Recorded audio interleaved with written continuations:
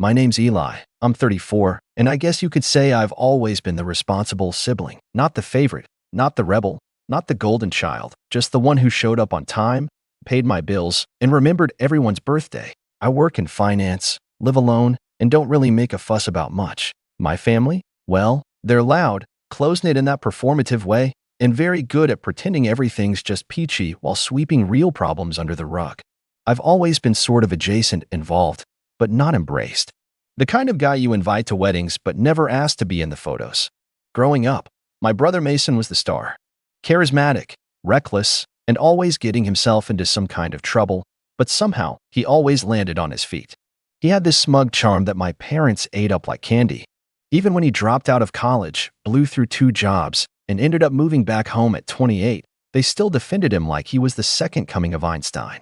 I, on the other hand, paid my own way through school, held down the same job for over a decade, and helped cover part of their mortgage when Dad's hours got cut.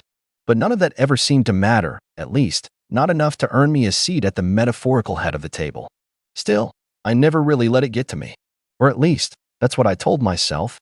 I kept my head down, sent the checks, replied to the texts, showed up for holidays, and smiled through the small jabs that always came dressed as jokes. Eli, you're so serious. Loosen up, man. It's just a party. Oh, we figured you'd be busy. You're always working. I took it in stride. I guess part of me hoped that if I just kept showing up, one day I'd be seen as part of the family, not just the one funding it from the background. That illusion shattered last fall. It started with a dinner.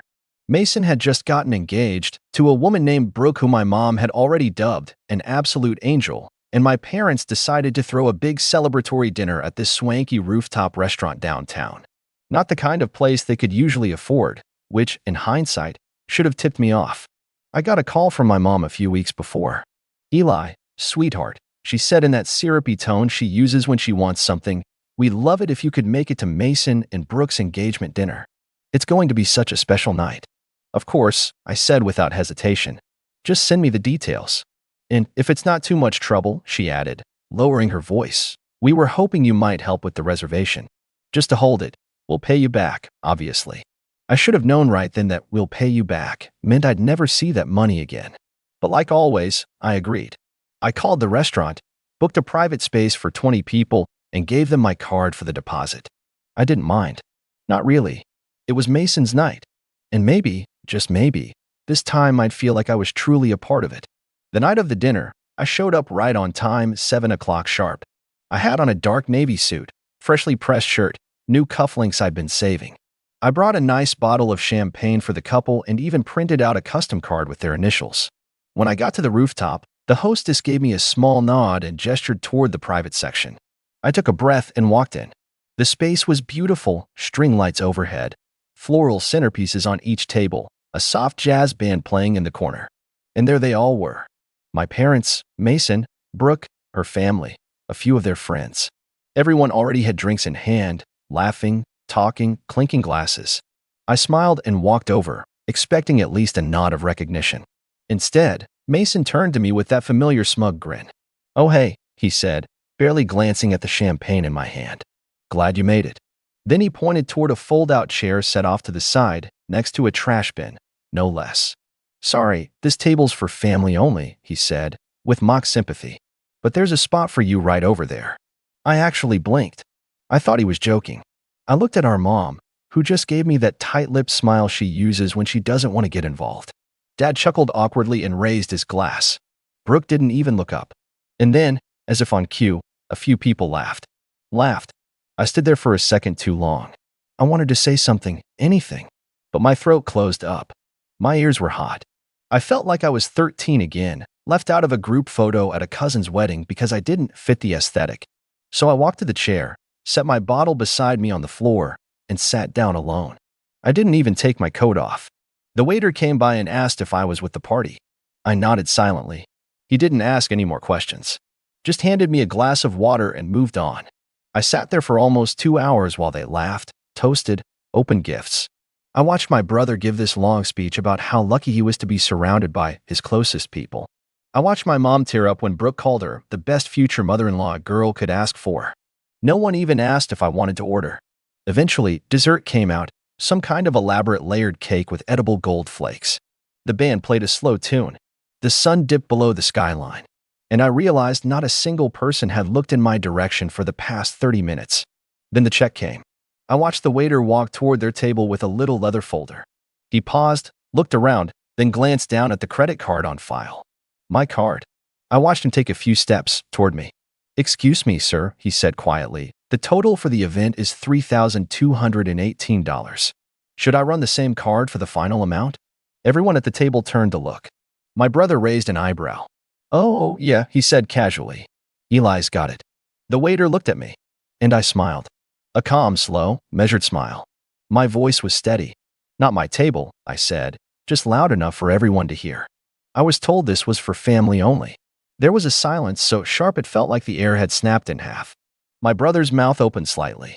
My mom frowned, confused. Dad sat straighter. Brooke's dad furrowed his brow. The waiter hesitated. "Sir, you made the reservation?" "I did." I nodded. "And I paid the deposit. But I'm not with them. I'm over here, at the side table." I stood slowly, picked up my coat, and nodded toward the trash can, where I belong, apparently. You could almost hear the collective thud of jaws hitting the floor. For a second, nobody moved. The waiter stood awkwardly between tables, holding the bill like it was radioactive. My brother looked like someone had just slapped him with a fish. My mother's eyes narrowed, flickering between me and the check, trying to figure out how this got away from her so fast. "Wait, Eli," she said, her voice low and slightly shaky. "What are you doing?" I shrugged. "Following the seating chart, Mom. Mason said this table was for family only." I assumed that meant I wasn't included. I looked at the waiter. "I didn't eat. I didn't drink. I wasn't welcome. So I won't be paying." "Don't be ridiculous," Mason snapped, the smirk cracking into something uglier. "It's just a joke, man. Lighten up. You always take things so personally." The room had gone quiet. Even the jazz band seemed to be winding down to an awkward hum. All eyes were on me, and for the first time in years, I wasn't shrinking beneath them. "Yeah," I said slowly, "that's the problem. You think everything's a joke, as long as it's at someone else's expense." Brooke looked confused, like she was just now catching on that something real was happening. Her father, a stiff man in a blazer who had barely said a word all night, gave Mason a sharp look. "You invited this man to your engagement dinner and sat him next to the trash can?" he asked, incredulous. Mason scoffed and looked to my mom for backup. She straightened in her seat and smiled tightly. "Let's not blow things out of proportion. Eli's just being dramatic. He's always been sensitive." I almost laughed. That was her go-to line. Always had been. He's just sensitive. He's just tired. He's just overreacting. Any excuse to avoid admitting that something cruel had happened and that they'd let it happen. The waiter cleared his throat. "I'm sorry to interrupt again, but the restaurant needs to process the bill before we close the tab on the private space. If the card on file won't be used, I'll need an alternate." Silence. I turned and started to walk toward the elevator. That's when my dad finally spoke. "Eli, come on. You've already paid for half. You might as well just finish it." I stopped cold. That sentence, "that might as well," snapped something in me. I turned back. "You're right, Dad. I did pay the deposit. I even called 3 restaurants to find one with a rooftop view like Mason wanted. I picked the date around his football schedule. I ordered custom floral arrangements because Mom said fake flowers would look cheap in the photos. I paid the $500 non-refundable deposit without blinking, and I showed up on time, alone, in a suit to support my brother. I took a step closer, lowering my voice but not enough to be missed. And what did I get in return? A folding chair next to a garbage bin and a "sorry, family only." I turned to Mason. "So now you get to figure it out. You and your real family." Mason's face was flushed now, red creeping up his neck. He stood up, trying to puff himself up, but it just made him look more ridiculous. "You're making a scene." "No," I said. "I'm drawing a line." And I walked away. I didn't even bother with the elevator. I took the stairs, every step pounding with adrenaline and disbelief that I'd actually done it. Outside, the night air hit me like a slap, sharp and bracing. I loosened my tie and kept walking. I didn't know where I was going, but I knew I wasn't going back. I thought maybe that would be the end of it, a bold exit, a few awkward apologies later, maybe even a half-hearted attempt to brush it under the rug. But what I didn't know was just how deep the consequences of that moment would go. Because later that night, long after I'd gotten home, still in my suit, Still holding that unopened bottle of champagne like a ghost limb, my phone lit up. First, a text from Mason. Dude, seriously? You couldn't have just paid the check and talked to me after? Then another. From Mom, you embarrassed us in front of Brooke's entire family. Was that your goal? Revenge. And then, a call. From an unknown number. It was Brooke. Hi, she said, her voice quieter than I'd ever heard it. I know we don't really talk, but can I ask you something? Sure, I said cautiously. Did you really pay for everything? The deposit, the flowers, all of it. I paused. Yeah. There was a silence on the other end. Then, they told my dad you offered to. That it was your idea. That stopped me cold. I never offered, I said slowly. They asked. I said yes. I didn't expect anything back, but I definitely didn't do it for show. Brooke sighed. Well, my dad's furious. He thought you volunteered as a kind gesture. But now he's saying he wouldn't have agreed to the restaurant if he'd known it was being paid for by someone they basically shoved in the corner. I didn't say anything. He said Mason and your parents made him look like a fool. Another pause. I'm not calling to get involved, she added quickly. I just thought you should know. I thanked her, and we hung up. But the fallout had only just begun. Over the next few days, things escalated faster than I expected, and not in the way my family probably anticipated. It started with the group chat. You know the one, the big family thread that usually lit up around birthdays and holidays with recycled gifts, blurry food pics, and Happy Friday texts from my aunt. I hadn't heard a peep from it since the night of the dinner, but suddenly it roared back to life. Mom, Eli, we need to talk. Call me when you have a minute. Mason, you seriously messed things up with Brooke's family. You owe us a fix. Dad, this is getting out of hand. Just apologize and let's move on. I didn't reply. It wasn't just about the chair. It wasn't even about the bill. It was about everything that came before. Years of being treated like the emergency contact, the designated driver, the backup wallet. And now that I'd finally said no, they didn't know what to do with me. What made it worse, or maybe better, depending on how you look at it, was that Brooke's father apparently wasn't the type to take humiliation lightly. From what I gathered through a mutual friend of Mason's, a guy named Trent who'd always been more decent to me than most of them, Mr. Whitaker had a meltdown the night after the dinner.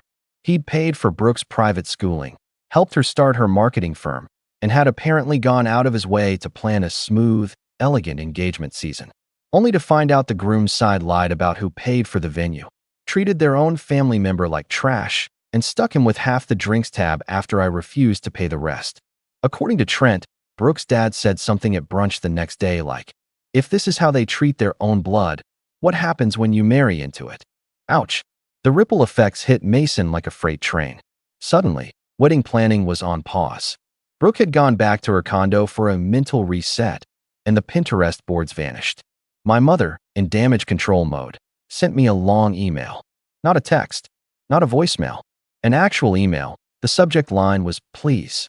The body of it was 5 paragraphs of sugar-coated manipulation, all about how she never meant to hurt me, how she never realized I felt excluded, and how it would mean so much to the family if I'd just be willing to sit down with Mason and smooth things over.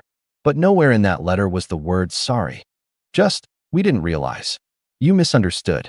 Let's not let one silly night destroy the bond we've built. I stared at that last line for a while. What bond? Was it the bond where I drove 3 hours on Christmas Eve to bring gifts because Mom said Mason wasn't in the right headspace to shop for anyone? Or maybe the bond where I canceled my trip to Spain 2 years ago because Dad needed surgery and they didn't have the money for a home nurse? Or the bond where I co-signed the loan on their second car without even being asked twice? The same car Mason borrowed and never returned? I let the email sit in my inbox. I didn't reply. 2 days later, my Aunt Karen, Mom's sister, called me. That surprised me. She wasn't exactly warm and fuzzy, but she was sharp. A no-nonsense businesswoman who ran her own interior design firm and always had this air of barely concealed judgment. I hadn't spoken to her in over a year. Eli, she said, I heard about the dinner. Of course you did, I said, trying to keep the sarcasm out of my voice. I'm not calling to scold you, she said quickly. I just want to say good. About time someone shook the tree. That caught me off guard. She sighed. Look, I know how your parents are. Always brushing things under the rug. Always pretending things are perfect. But they've leaned on you too much for too long. And Mason? He's always gotten away with treating you like some kind of side character. I appreciate that, I said quietly. But why now? Because now the Whitakers are involved, she said, her voice dry. And your mom's panicking. She called me yesterday and asked if I'd be willing to talk some sense into you. I raised an eyebrow. And what did you say? I told her you didn't need sense, you needed space. And that maybe it's time they learned how to function without using you as scaffolding. That was the first time I felt like someone in my family actually saw me.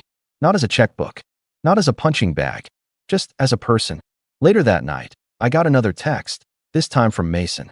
Mason, bro, Brooke's dad just canceled the deposit on the wedding venue. Said we're not aligned in values. Fix this. Not can you help me? Not I'm sorry. Just fix this. And that's when I realized he still didn't get it. He still thought I was a tool in his toolbox. A pressure valve. A wallet with a heartbeat. So I decided to finally fix something, but not the way he meant. That night, I logged into the shared account I'd set up a year ago, the one Mason had used temporarily while he was unemployed. The one he never got around to closing, but had his gym membership and Spotify linked to. And I quietly moved the remaining funds into a new private savings account I'd started. Not much, just a couple thousand. But it was mine. Funds I'd left untouched out of some vague sense of brotherly loyalty. Then I called the bank and closed the joint line entirely. The next morning, Mason called me 4 times in a row. And when I finally picked up, his voice was frantic. What did you do? I didn't say anything. Bro, I have a date with Brooke tonight. I was going to take her to that place she likes, and my card's bouncing. It says the account doesn't exist. I know, I said. I closed it. You what? You can't just. I can, I said calmly. I can, and I did. You told me I wasn't family, remember? You don't get to use my money if I'm not even allowed at the table. He stammered for a second, then switched tactics. Come on, man. Don't do this. You're jealous. Admit it. You've always hated that I got the attention. Now you're just throwing a tantrum because Brooke's dad took my side. I laughed, actually laughed. Oh, Mason, you really think he's on your side? There was silence.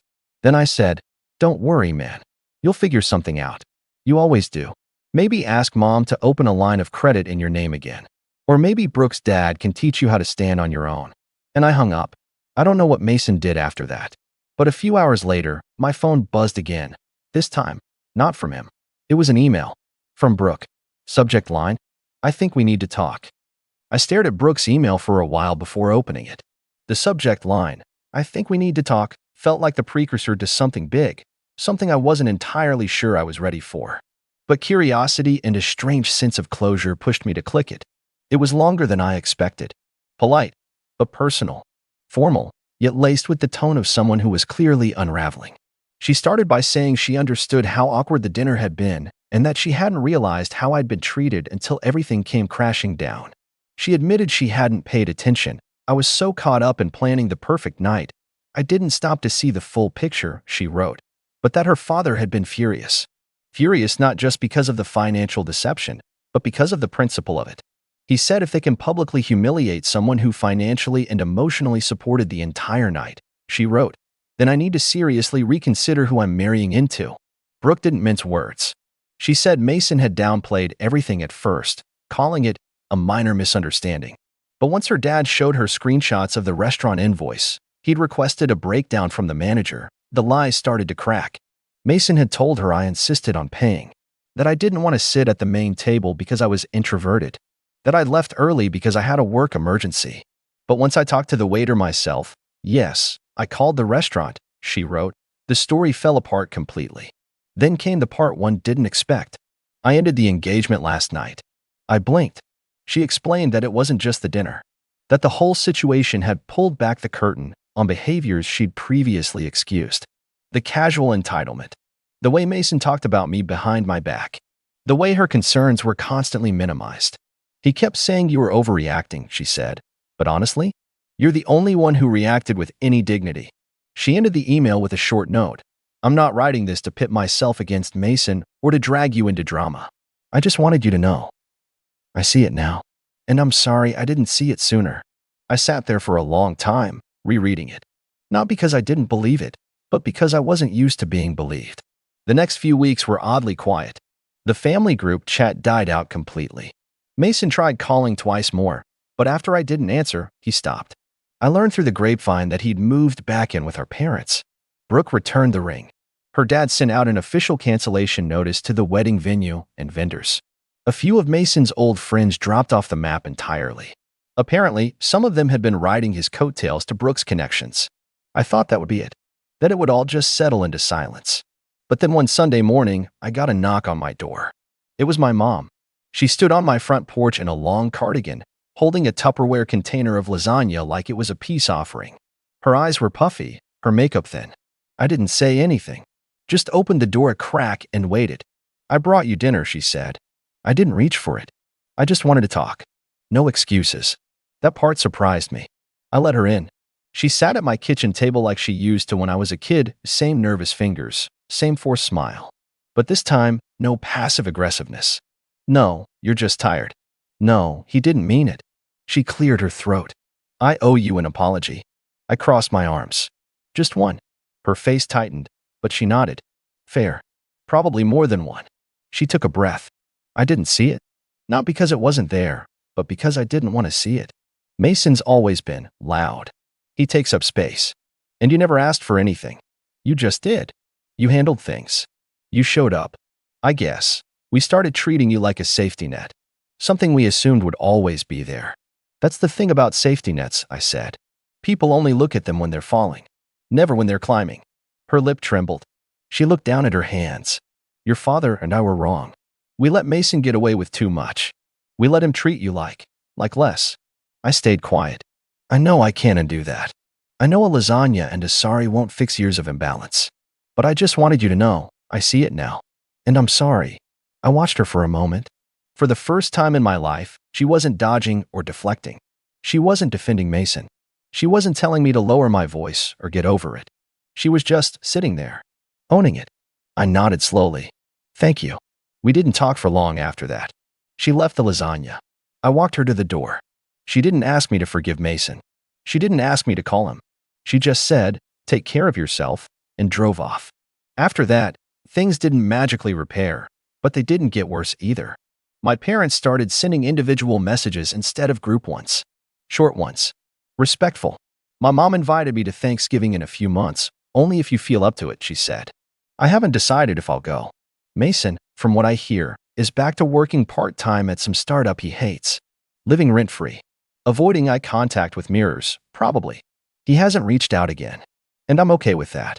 As for me, I started doing more with my time. I took that postponed trip to Spain. I bought myself a new set of noise-canceling headphones.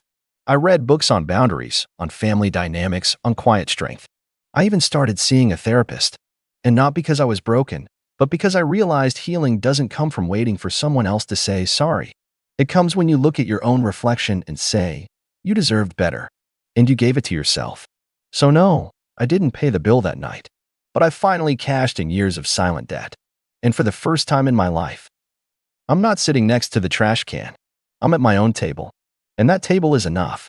My name's Alex, and I'm 28 years old. If you'd asked me a month ago, I would have told you that my family was, at worst, mildly dysfunctional. You know, the usual passive-aggressive comments at Thanksgiving, my mom playing favorites with my younger sister Emily, and my dad being blissfully unaware of literally everything. Annoying? Sure. Unbearable? Not really. But then Emily's wedding happened, and I realized something. My family doesn't just have favorites, they have a main character. And spoiler alert, it's not me. A little background here. Emily is 25, and to say she's been treated like royalty her entire life would be an understatement. I mean, this is the girl who threw a tantrum at 16 because my parents got me a used car and she wanted a brand new one when she turned 16, too. And guess what? She got it. She's the golden child, the princess, the one who can do no wrong, even when she's very, very wrong. Me?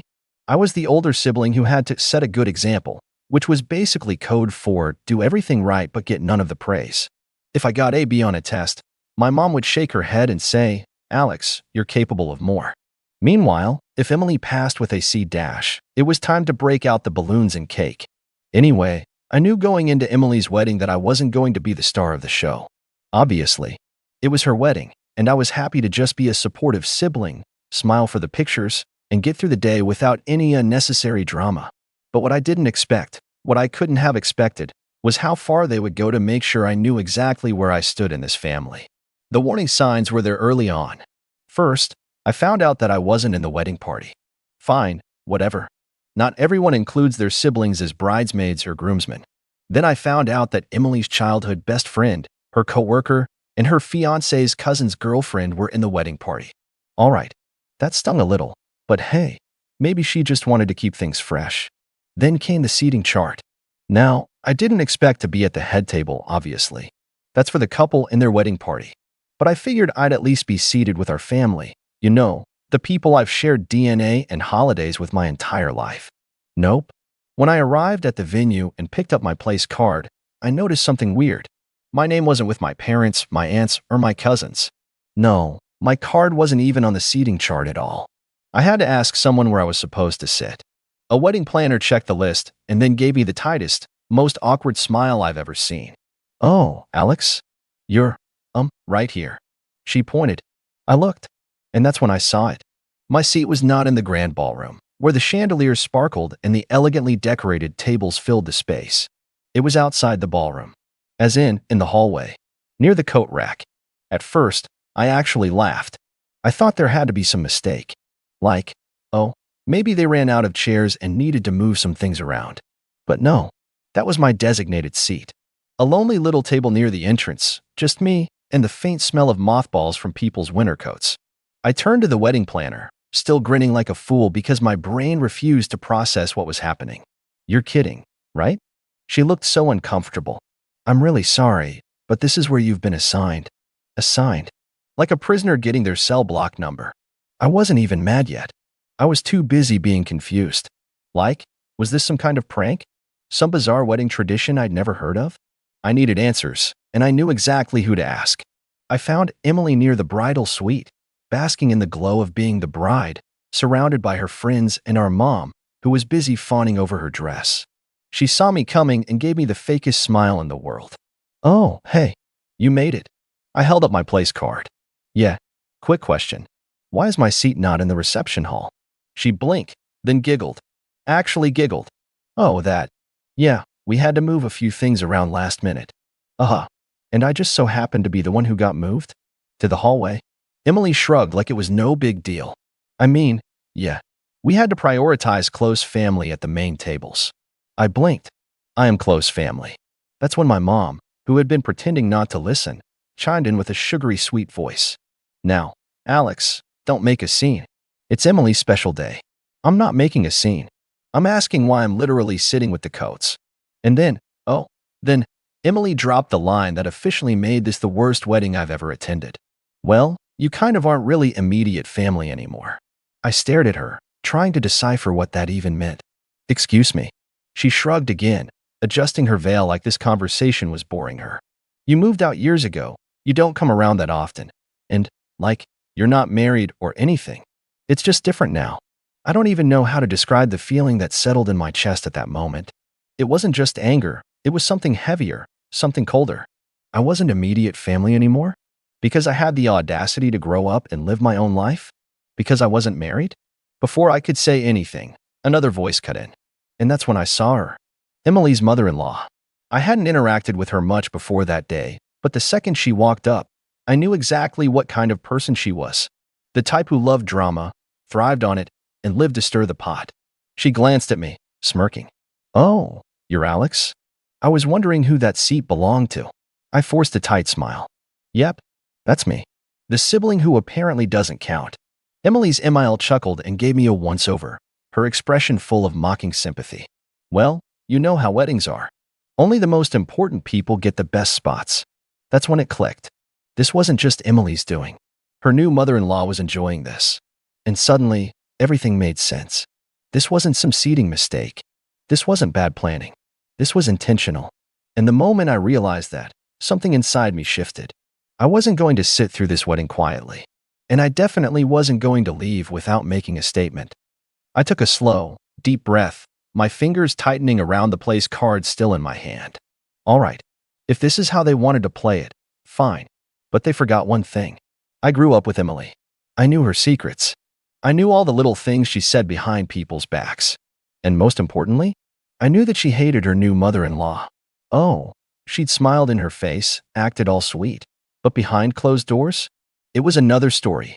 And right now, I had an audience. I turned to Emily's mother-in-law, plastering on my best fake sympathetic expression. You know, it's funny.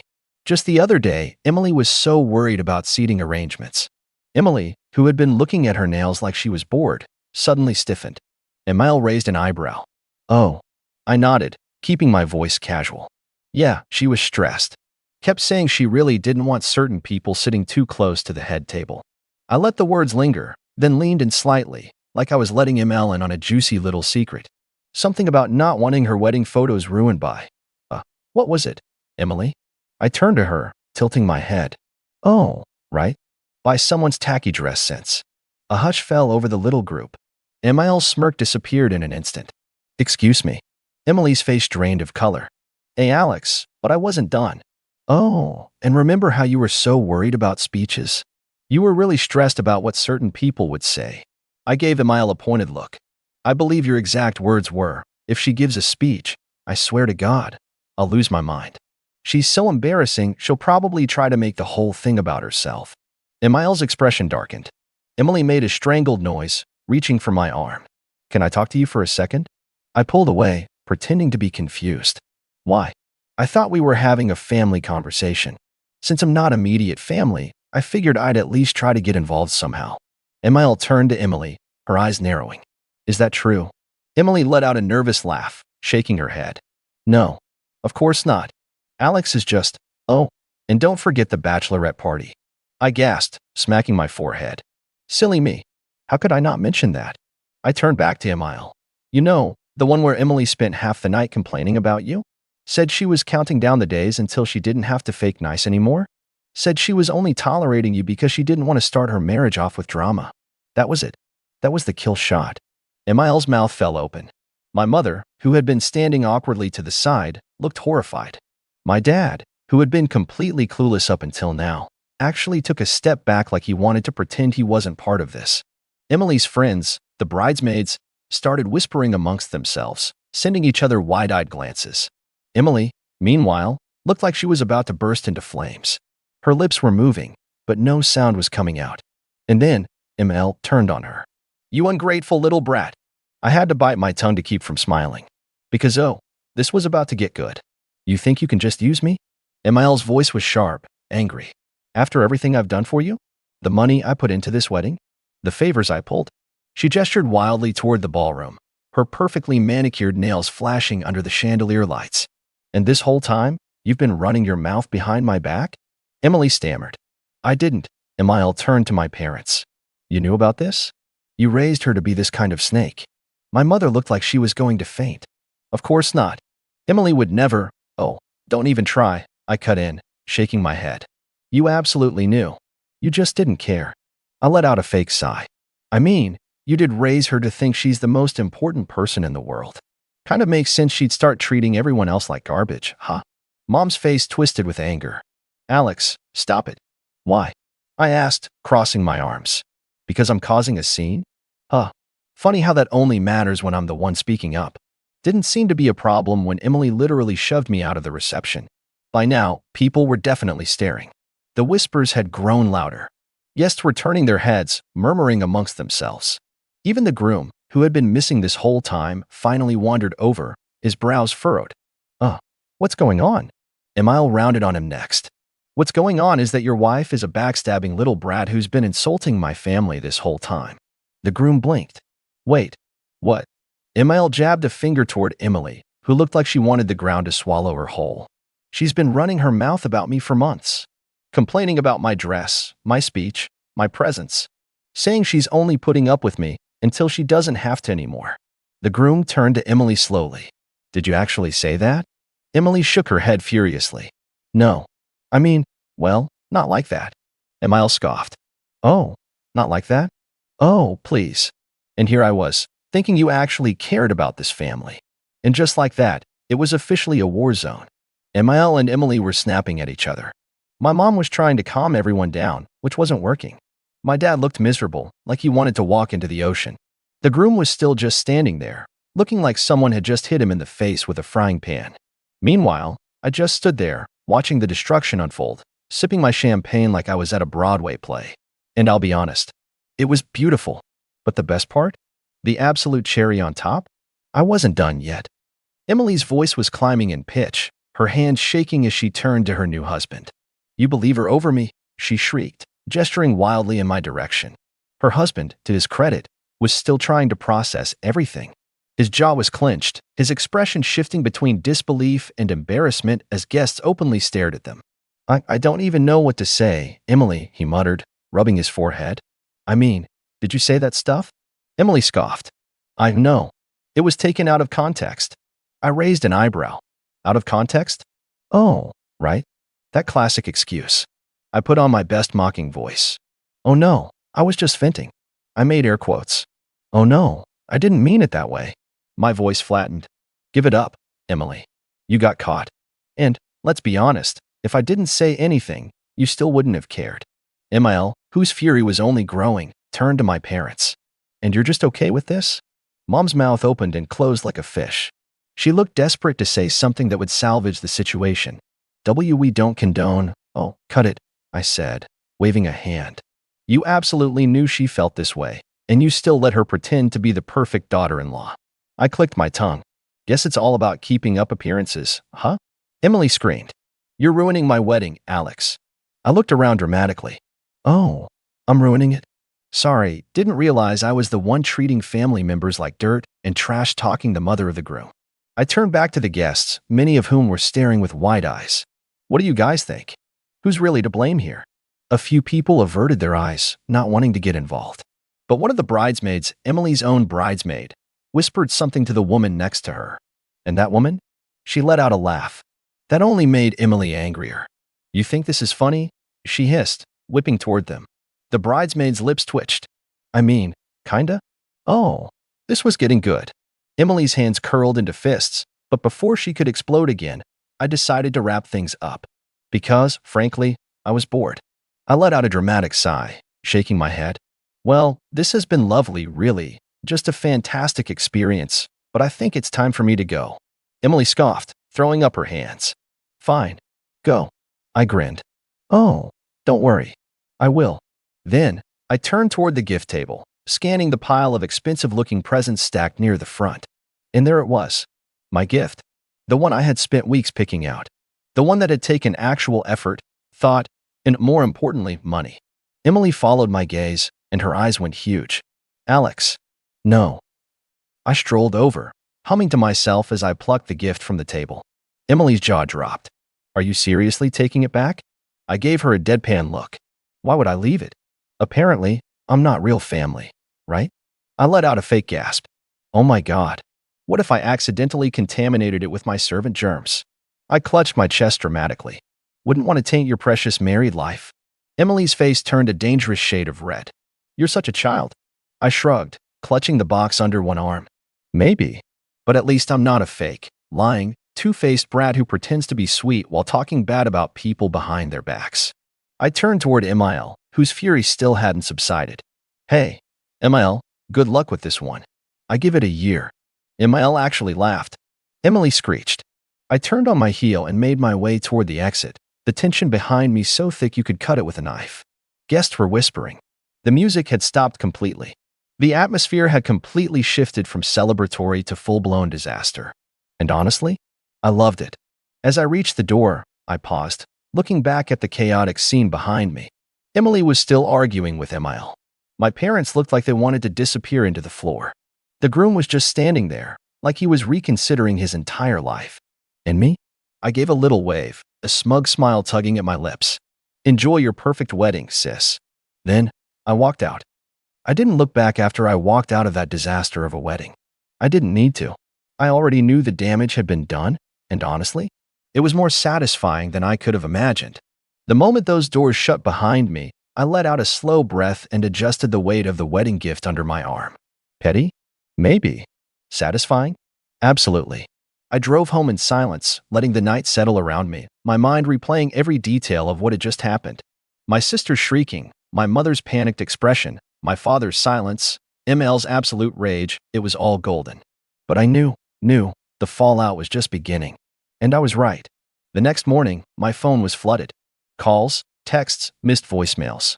It was like my entire family had suddenly remembered I existed. My mother had left 7 voicemails, her voice switching between desperate pleading and absolute fury. Alex, what were you thinking? You've humiliated your sister on the biggest day of her life. Call me back now. Alex, honey, please. We can talk about this. Just come over. Let's work this out. That was the most immature, selfish thing I have ever seen. I hope you're happy. I hope you enjoy destroying your sister's wedding. Oh, I did, Mom. I really did. But my sister's messages? Even better. It's over between us. How could you do this? You ruined everything. I can't even look at my wedding photos because of you. You took back your gift? Are you serious? What kind of person does that?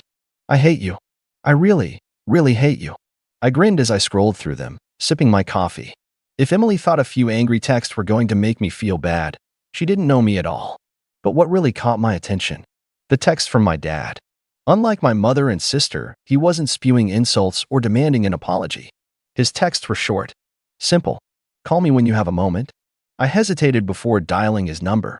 Dad wasn't the type to get involved in drama. Usually, he let my mom and Emily run the show while he stayed in the background. The fact that he was reaching out at all meant something was really going on. He picked up after the second ring. Alex. Dad. A long pause. Then he sighed. Why would you do this? I snorted. Wasn't my fault. They lit the fuse. He let out another sigh, and for a moment, I thought he was about to scold me. But instead, he chuckled. Low, almost tired. Yeah, they kinda did. That caught me off guard. Wait, you agree with me? I didn't say that, he replied, but his tone was different. Quieter. But I saw what happened. And I saw how your mother and sister treated you. It wasn't right. I leaned back in my chair. So, what? You're the only one not blaming me. Another pause. Not the only one. Turns out, the wedding didn't just go back to normal after I left. The damage I had done? It had been irreversible. Emil had completely lost it after I exposed Emily. She had publicly chewed her out in front of everyone, demanding to know if what I said was true. And Emily, being Emily, had panicked. Tried to lie. Tried to play innocent. But apparently, Emil had already suspected something was off about her. My little revelation? It had been the final straw. By the time the reception ended, Emil had all but disowned Emily. And the groom? Absolutely furious. Apparently, he had been under the impression that Emily and his mother had a great relationship. He had no idea that Emily had been trashing her behind her back. Finding out like that, in front of everyone? Yeah, not great for a brand new marriage. According to my dad, he and Emily had a huge fight that night. A huge one. As in, maybe we should rethink this whole marriage levels of huge. And my parents? Oh, they were caught in the middle of it. My mom had tried to do damage control, but Emil wasn't having it. She blamed my mother for raising a spoiled brat and had told her, point blank, that she didn't want Emily anywhere near her family anymore. Complete and total fallout. So, what's the situation now? I asked, genuinely curious. Dad sighed again. Emily is. Well, she's not handling it well. I rolled my eyes. Shocker. She's blaming you for everything. She thinks if you hadn't said anything, none of this would have happened. I let out a laugh. Oh, of course she does. God forbid she actually take responsibility for her own actions. Dad was quiet for a moment. Then, he said, she wants you to apologize. I actually choked on my coffee. Apologize. She thinks it's the only way to fix things, he continued. She thinks if you just take the blame, maybe Emil will forgive her, and things can go back to normal. I couldn't stop laughing. Yeah, that's not happening. I figured, Dad said. And then, in a lower voice, I don't think you should, anyway. That actually made me pause. Wait, seriously. I told you, Alex. I saw what happened. And honestly, maybe it's about time someone called her out. That meant more to me than I wanted to admit. So, what now? I asked. Dad sighed again. Your mom is still trying to patch things up with Emil, but I don't think it's going to work. Emil is furious. The groom? He's barely speaking to Emily. And as for Emily, he hesitated. Well, she's a mess. Good. I didn't say it out loud, but I wouldn't lie to myself about how I felt. My sister had spent years making me feel like an afterthought, treating me like I wasn't good enough, like I didn't belong. And now? Now she was facing the consequences of her own actions. It was about time. Anyway, Dad continued, I just thought you should know what's going on. Your mother will probably try to call you again. She can try, I said, shrugging. I'm not answering. Dad let out a short laugh. Can't say I blame you. And that was that.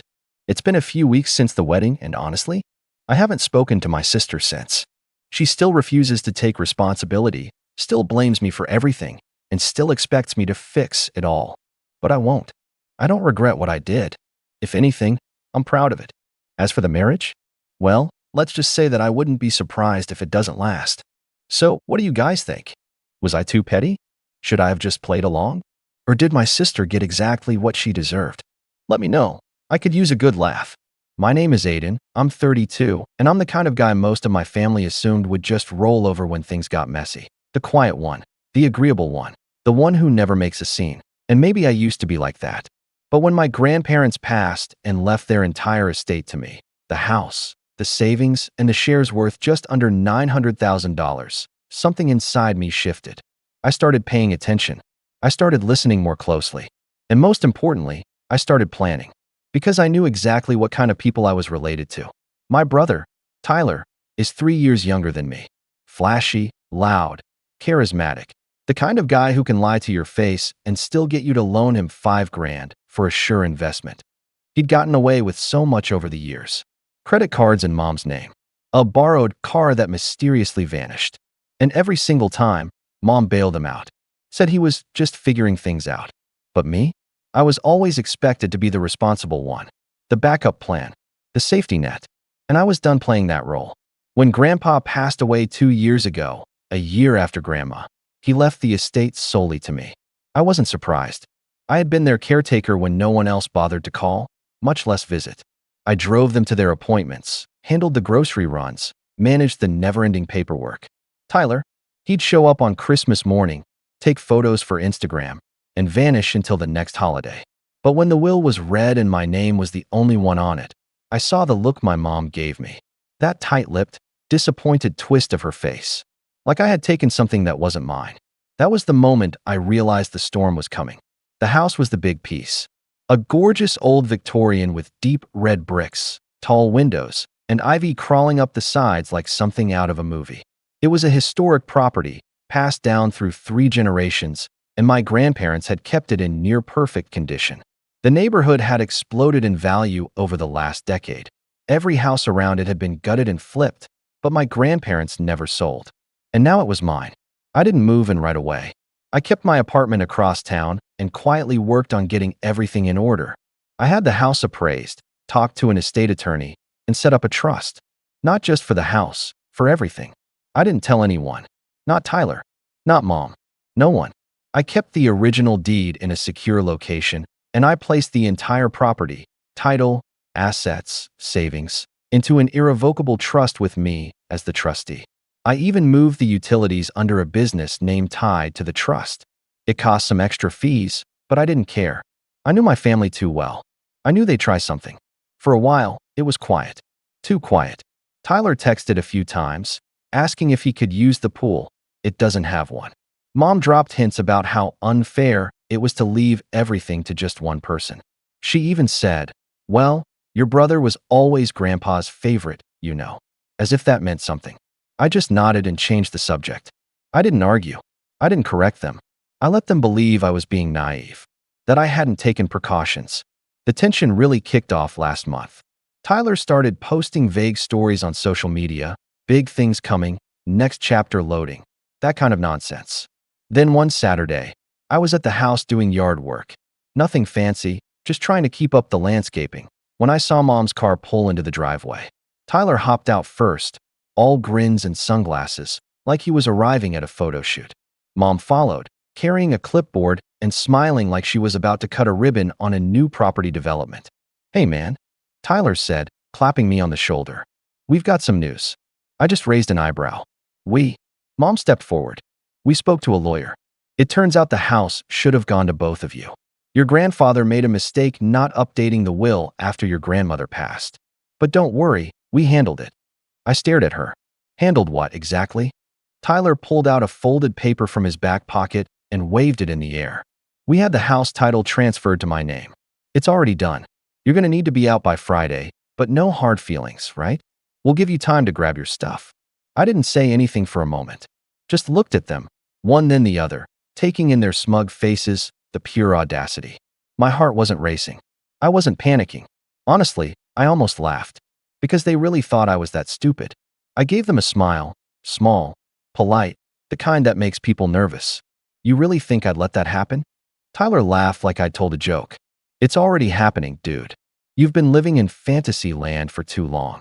Mom stepped in, softening her tone like she thought it would help.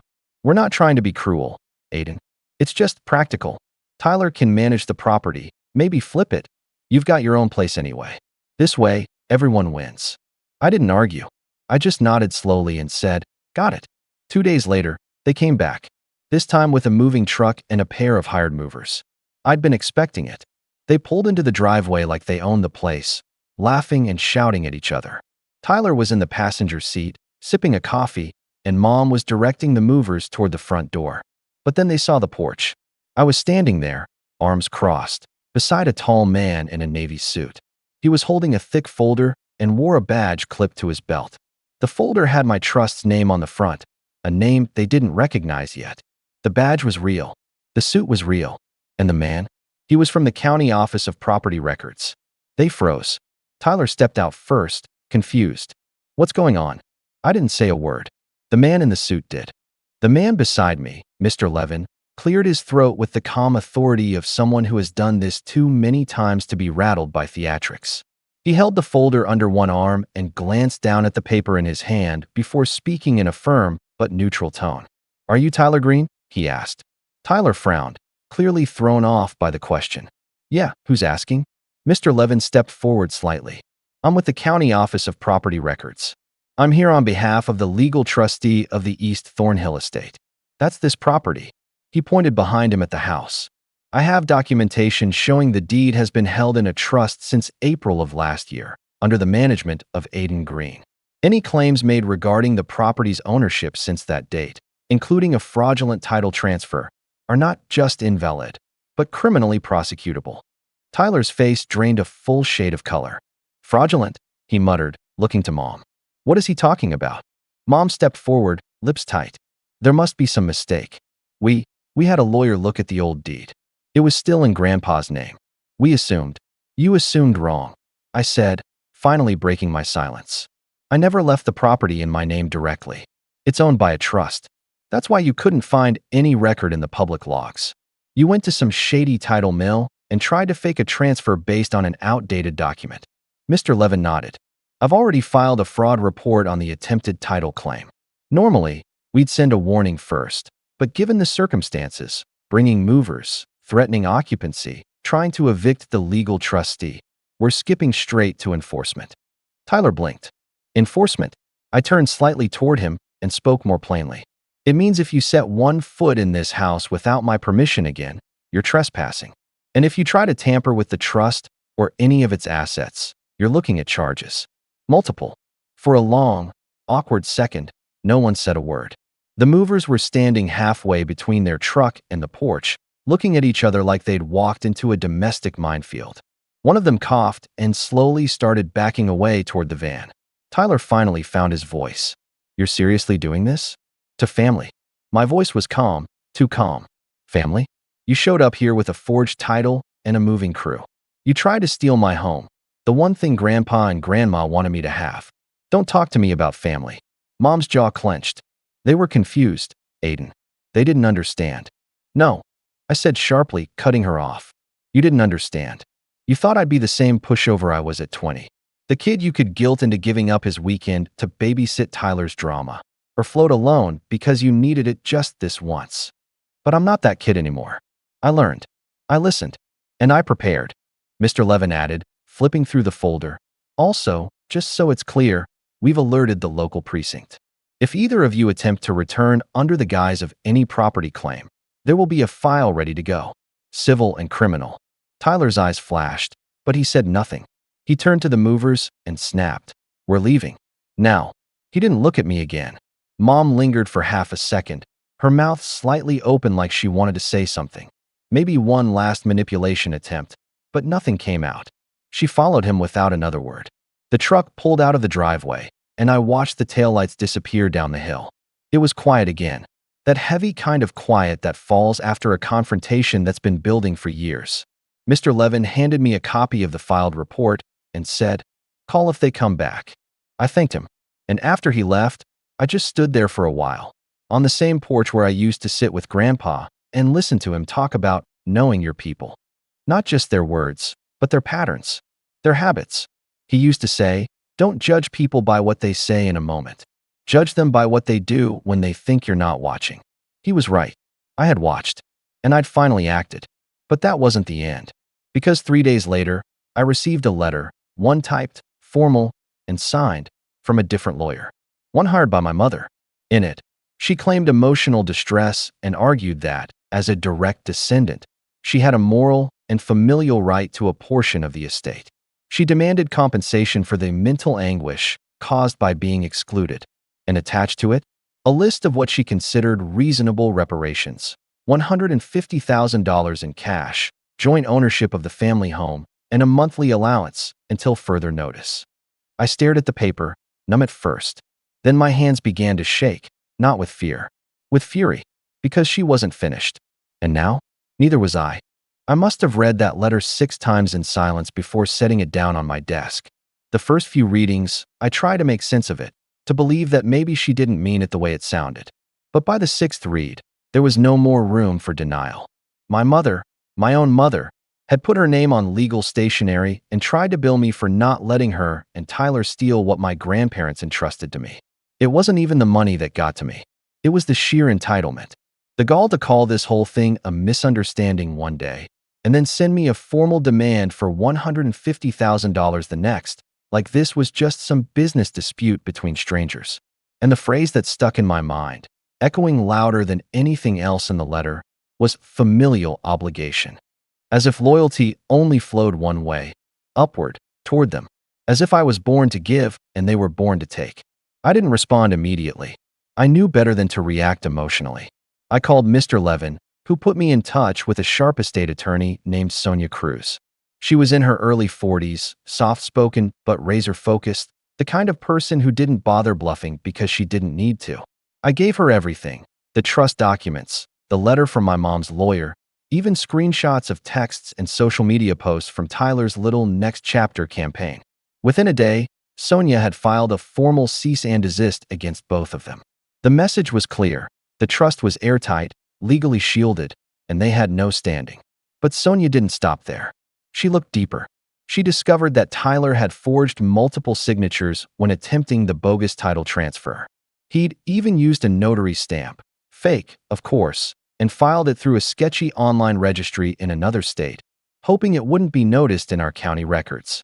Sonia contacted a fraud investigator with the county DA's office. Turns out, they were already looking into that registry for other forged filings. Tyler had just unknowingly become the low-hanging fruit on their case file. I still hadn't told them I knew. I figured if they wanted to keep pushing, I'd let them keep digging the hole. And dig they did. 2 weeks after the cease and desist, I got another letter. This one was less formal. It came directly from my mother. Typed, but clearly her voice. Full of passive-aggressive phrases like, "After all I've done for you. You were always the quiet one. And I raised you to be better than this."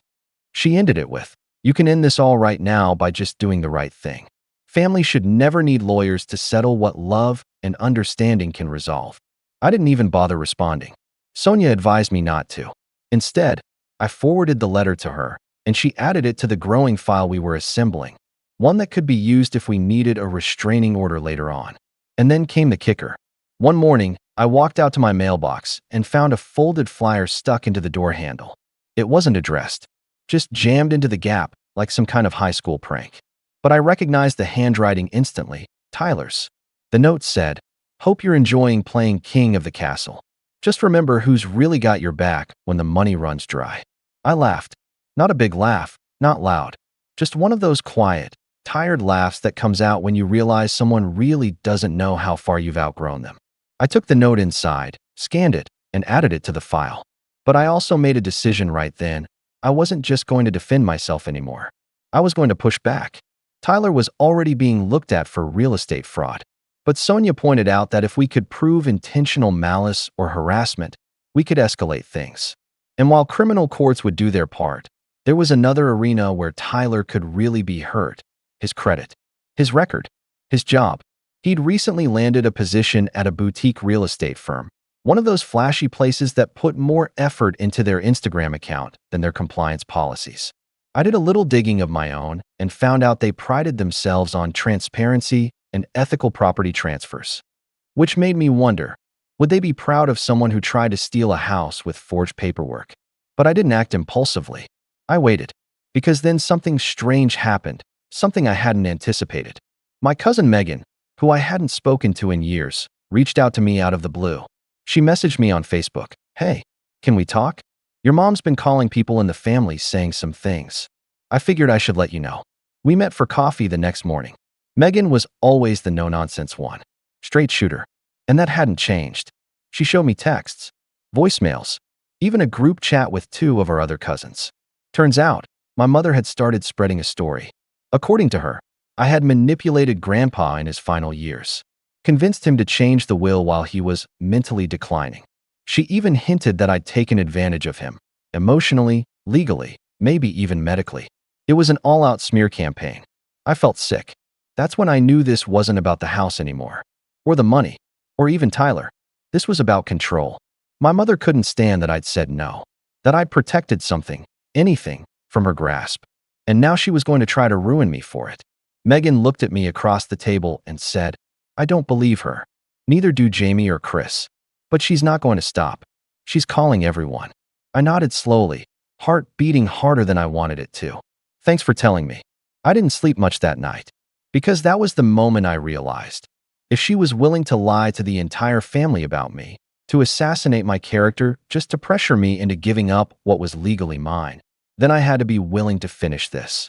Not just for me, but to make sure she and Tyler never did this to anyone else again. And what I did next, let's just say it didn't end with lawyers. I spent the next 2 days in my study, planning.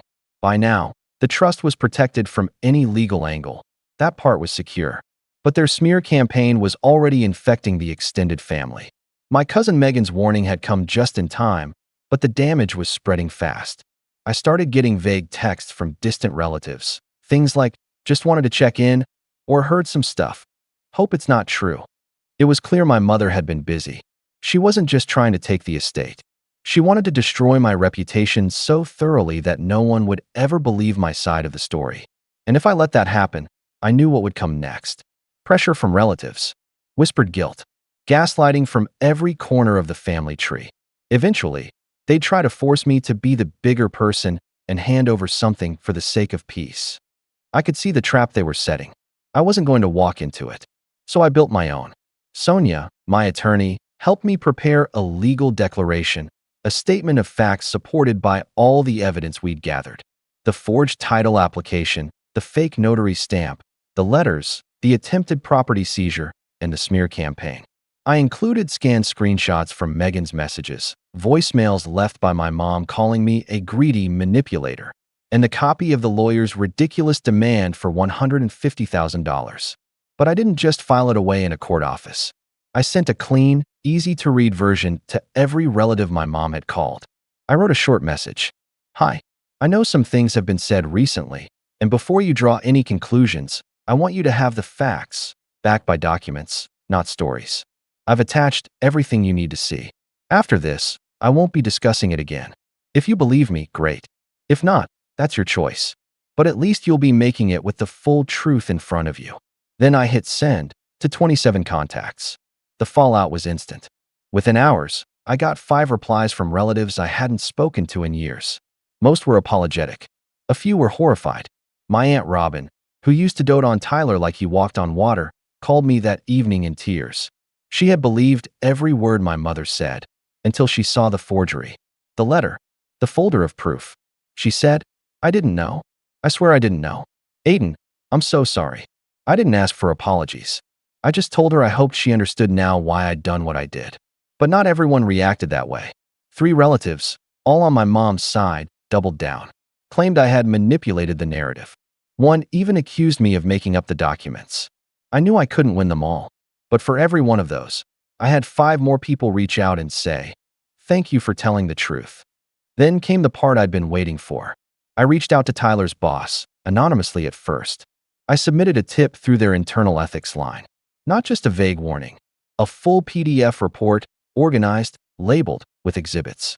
It included the attempted fraudulent transfer of the house, the misuse of legal documents, and the potential real estate crime he committed using their name and reputation. I thought maybe it'd take a week. It took 2 days. Tyler's name was removed from the company's website by the end of the week. According to a contact of mine in the local real estate association, someone I knew from college who now worked in compliance, the firm had launched an internal audit the moment they saw the complaint. They found other inconsistencies in Tyler's client files, too. He wasn't just fired. He was reported to the state board. His license was frozen pending investigation. He tried to call me the day it happened. 11 missed calls. I didn't answer a single one. That weekend, I saw a new post on his Instagram. A black screen with the words, "Some people will destroy your life and pretend they're the victim." He didn't name me, but he didn't have to. Everyone who mattered already knew the truth. But it wasn't over yet. Because 2 days later, I got a formal notice from the county. A warrant was being issued. The forged title application had triggered legal consequences. Tyler was being charged with attempted property fraud and submitting falsified documents to a government agency. I stared at the notice for a long time, numb. This wasn't the ending I ever wanted. I didn't want to destroy him. I didn't want any of this. But he'd forced it. And now, there were consequences. He was arraigned quietly. No headlines, no big scene.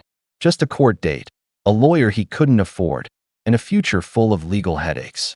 He wouldn't go to prison, probably just probation, fines, maybe community service. But the record would follow him. Jobs would be harder to find. Trust, harder to rebuild. And the next time he tried to rebrand himself as a savvy real estate guy, this would be the skeleton in the closet. As for my mother, she went silent after the evidence went public. Completely silent. She didn't reach out, didn't apologize, didn't ask for money again. But one afternoon, about 2 months later, I got a letter in the mail. Not from her attorney. A carefully worded note stating she was withdrawing all pending legal claims regarding the estate and respectfully requesting no further contact. In other words, she gave up. She knew she lost. I didn't feel joy. I didn't feel triumph. I felt free. That night, I went to the old Victorian and walked the halls slowly, barefoot on the hardwood floors. The air smelled faintly of cedar and old books. The house was quiet, peaceful, mine. I stood in the den, where Grandpa used to sit in that big leather armchair and read the paper, and whispered. I kept it safe, just like I promised. I think he would have been proud. In the end, I didn't just keep the house. I kept my dignity. I kept my future. Tyler lost his career. My mother lost her narrative. And I gained something they never expected, the strength to stop being their victim. For the first time in my life, I wasn't the quiet one anymore. I was the one who finished the fight. My name is Jake, and if I had any doubts about where I stood in my family, they were erased the day I found out about the will. It wasn't even some dramatic, sit-down moment where my parents dropped the news themselves. No, I found out entirely by accident, by sheer dumb luck. It happened a few months ago when I was at their house, the same house I had been helping them pay for over the past 5 years. The mortgage, the occasional grocery runs, even fixing up things around the place. I was the one keeping it all together while my brother, Eric, did absolutely nothing. And when I say nothing, I mean nothing. No job, no responsibilities, just lounging around waiting for life to hand him everything on a silver platter. Which, apparently, my parents were all too happy to provide. That day, I was helping my dad with some paperwork because, as usual, neither of them could be bothered to figure out how to do things themselves. He had asked me to skin some documents for him, a bunch of legal and financial stuff, and I didn't think twice about it until I saw it. A folder labeled estate plan and last will and testament sitting right there in the stack. Now, I don't normally snoop, but curiosity got the best of me. After all, I had been the one making sure they kept a roof over their heads. It wasn't exactly out of line to wonder how things were set up for the future. So I opened it. And that's when I saw the words that made my stomach drop. Everything, and I mean everything, was going to Eric. The house, their savings, their assets. Not a single mention of me, except for some generic line about loving both of their sons equally. Yeah, sure. Equally. That's why they made sure their golden child would inherit everything while the son actually keeping them afloat didn't even get a footnote. I felt like a fool. Here I was, bending over backward for them, making sure their bills got paid on time, making sure they never had to worry about food, while they sat back and planned for a future where I got absolutely nothing. And Eric? He wasn't just lazy, he was entitled. He never lifted a finger to help them, never contributed a dime, but he had somehow convinced them that he deserved it all. Maybe because he was the younger son, maybe because they just always babied him, maybe because he knew exactly how to manipulate them. Whatever the reason, they had made their choice. I sat there staring at the paper, my hands shaking from a mix of rage and betrayal. How long had they planned this? Had they always intended for me to just be their free financial safety net with nothing in return? Did they ever even appreciate what I did for them? I had no idea how long I had been sitting there, but eventually, my dad noticed I wasn't scanning anything. "Hey, Jake, what's taking so long?" he asked, walking back into the room. I didn't even bother to hide the will. I held it up and looked him dead in the eye. "So, this is how it is?" I said, my voice unnervingly calm. "Everything to Eric? After everything I've done for you?" My dad's face went pale for a second, but then he sighed, like I was some little kid throwing a tantrum. "Jake, it's not what you think." "Really?" I snapped. "Because it looks pretty damn clear to me. I've been paying your mortgage, helping with groceries, fixing the house up while Eric does nothing, and you still decided he's the only one who matters." Dad looked uncomfortable, but instead of actually explaining himself, he just muttered, "It's complicated." That was it. No apology.